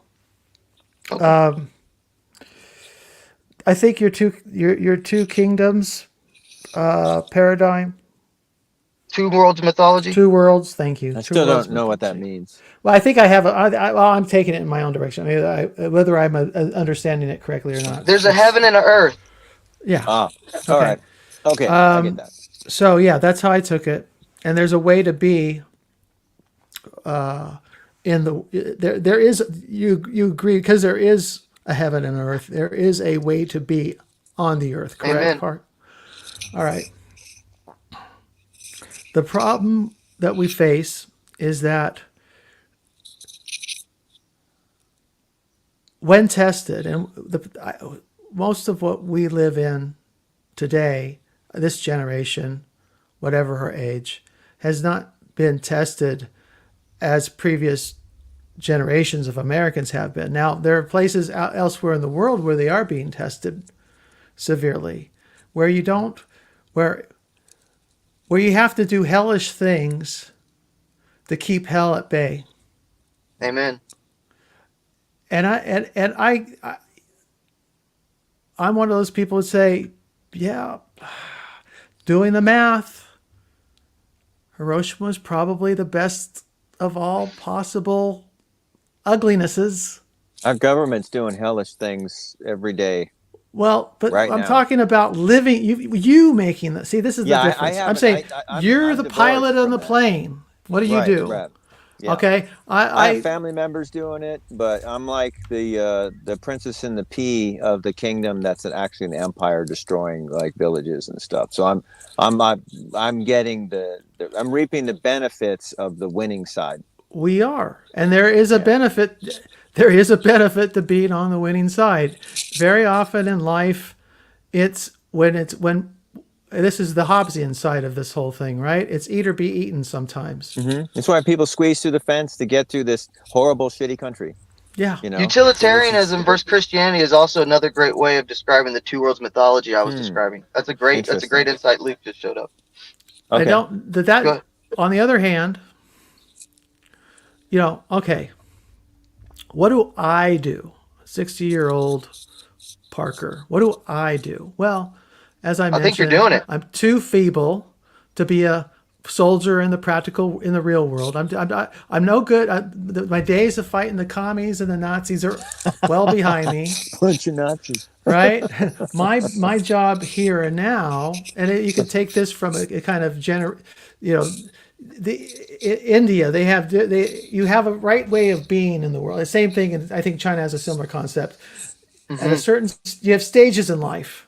Well, I'm heading towards the end stage, right? And my end stage is to be encouraging and supportive of you younger people, because you have families to build and a world to continue and to improve and cultivate in as best you can. Yes, sir. It's not for me to gin you up to go fight some war that I can't fight anymore. I'm here to support you and your children and do that as best I can. So, man, it seems like it's the opposite of most elderly today, though, Mark. I didn't mean to interrupt you. It's a problem, and I think there's a favorite pastor of mine. He's long since passed. Said he had a prayer. He always said, "God, help me grow up before I grow old." Amen. And I think if we got a lot of oldsters out there who are still think that they've got a whole future out there ahead of them, and so they're fighting to keep what they've got, when in fact what they should be doing is shedding as much baggage as they can, so they can be active and supportive of their children and grandchildren and great grandchildren. Not any particular party, but just like especially the Senate, but the Congress. To me, it's like what you're saying right now, and what in Parleto, what you were saying. It's like that when I see them and I hear them, yeah, I'm just like, man, you guys are sinning so much. COVID was a perfect exemplification. And that's another one. I wasn't going to go there, but it's just like I don't want to go there either. It's like surrender. What is the fight? And the fight is not to keep stuff. I really liked Peugeot's talk at ARC. I don't know if you guys saw Yes, the ARC stuff. yes, me too. And Me everybody's too. like, we gotta like, figure out a way so more people are rich and the underclass, they're whatever this and that. It's like, oh yeah, that's all really good, But it's like, I just felt like, I would have liked to have the camera facing the other way to see the looks on everybody's faces. Like in the Academy Awards when somebody drops like a rough roast or something, and they're like, "Oh my god!" Yeah. I would have loved to see that because it's just like what's the fight? As a retiring soldier, or what's the fight that should have been fought? And the fight it's spiritual warfare. It's me. Spiritual warfare is a good. Yeah, and it's just like I'm holding this phone, which is one of the chief devices to distract me from spiritual warfare and get into should I put on a mask to signal I'm with the mask wearing people, or should I put on a mask so I can throw Molotov cocktails at, some police station without getting arrested? Should I put on a mask to like trick this woman into thinking I'm better than I actually am and I can sleep with her tonight? Basically it's everybody's like, they're not even telling the truth to themselves, and they're all totally engaging all this stuff that's like destroying themselves, destroying everything around them. And it's like, and it doesn't matter if the virtue is like, well, all the whales or all the universe, we're going to save the earth, or it's like, we're going to defeat those dirty Iraqis, whatever that whole thing people get all riled up to do. It's like, it is so off track. But it's okay. See, this is my point though, is it's not for me to pick and choose your fights. If you're surrounded by a beautiful countryside, Steve, and if you decide to pick up the cause of preserving that countryside for wildlife or for agriculture or for whatever you see it against whatever encroaching enemy might spoil it, that's my pension is invested in a hedge fund that's invested in the mining company that's going to destroy that greenery behind you. Okay, I kind of have to hold both, right? I need my pension, right? But at the same time, you need so I'll let it go need an economy and support you to do what you're doing. Like this area, that will probably become condos, or at least like $1 million houses or something like that relatively soon. And it's like, yeah, it's more traffic. We'll probably have to get another stoplight. There's like 2-3 stoplights in my town. Have to get more stoplights, blah, blah, blah. There won't be parking, But it's like, I also do need an economy. So we could like not allow anything to happen in like occasionally. Two worlds again. We're back to two worlds. Say, you guys are not allowed to log anymore. Now nobody has a job. Now everybody's doing meth. Well, no, I want to bring back up the two worlds, because this is actually kind of going to another aspect I didn't get to incorporate earlier. Is and I'll bring up Strauss again for shout out to Kale who enjoyed it. It comes down to it sounds real basic, but it's super abstract. It comes down to, I think there's been and we can again kind of trace it to that Machiavellian move. To the realpolitik, and McMo was absolutely right with tracing that further into Nietzsche when Nietzsche completely turns in man's will as only a tangible powerful seeking entity. He has totally lost the participation with the transcendent at that point, right? That's the super Protestantism that he's bathed in. That's the disembodied, desacralized Protestantism. He's totally removed participation. Where you're coming from now. But so my point with that is that you can take that all the way now, and to see that this is where, and this is, let me do the perspectival thing. This is where I made the shift to Christianity. This is where I said, oh, what I'm trying to do is pay attention, give my time and effort into my Christian community locally, and this whatever this online thing is that I love and adore. That we're doing now. And so it's that I think there's been a shift from the two worlds. Is we have a split in our population. Our population believes in this bottom level, this realpolitik, this money, this mammon realm, where I'm wanting to look at the ancients, the wisdom of our ancestors, the wisdom of my Christian community, the wisdom of what TLC loves to talk about is these transcendentals, these heavenly abstractions, these things we're striving for that we know we will never get, right? And so it comes down to the good. It comes down to Leo Strauss says all policy is based on better policy or worse policy. Whether you want to choose a better policy or whether you want to avoid a worse policy. And better and worse are predicated on the good. And so at that moment, this is why political theology is such a beautiful notion. It's why Pete over at Strange Theology is on the money with what he's doing. He's finding theology percolate through all these different weird aspects and vectors of life. It's like, yeah, the enchantment's coming back. Theology is striking back. And so my point with that is do you think that me and the average leftist, I mean, I just identified as a former deep rightist, do you think we have the same abstraction and conception of the good? We do not. We're so far from the good that it's this whole there was this horrible movie. I cannot believe I spent money to watch it. Do not spend money to watch it. It was terrible. The Civil War movie. Which one? The most recent one. I don't brand new watch movie. Movies. I watch the critical drinker criticize. Yeah, movies. shit on them. That's all I Okay, yeah. do. Or excuse my language. There's never nobody. They rarely make a good Civil War movie. But that's my an aside. point is there is a don't promote me. There's a grain of truth that those horrible filmmakers were focusing on, is that there's a tension of we're not the same nation. Like, right, politics is supposed to be, this is what I was touching on with Lance earlier, like a ideal state or a nostalgic looking back on our system is that, yeah, when we have the same vision of the good, opponent processing works. But if we don't have the same vision of the good, we're in adversarial stances. And so we're either destroying the policy or the progress that you and your administration and your beliefs have moved for, or we're completely contradicting them. If not, it's not moving in tandem. It's not this triangulation towards the good because we don't agree on the good. Right. So, like you said, we're not one nation, and I agree. Yes. I read a book called American Nations. There's other people who have the same material out from their research, and the theory is like they're defining what the nations are in our continent and in our federal system. And to me, that first of all, it's data backs it up, like their theory about how it happens and whatever, but definitely the theory of like there's different groups of people and they are totally different culturally, blah blah blah, absolutely true. And that's, here's my promotion of the federal system that we've got, the states' rights kind of federal system thing that we have. Is like with like the EU, the French and the Germans and the Spanish, like they will not agree on right and wrong. And so an EU is potentially helping prevent war between them all, but it should not become a centralized controller.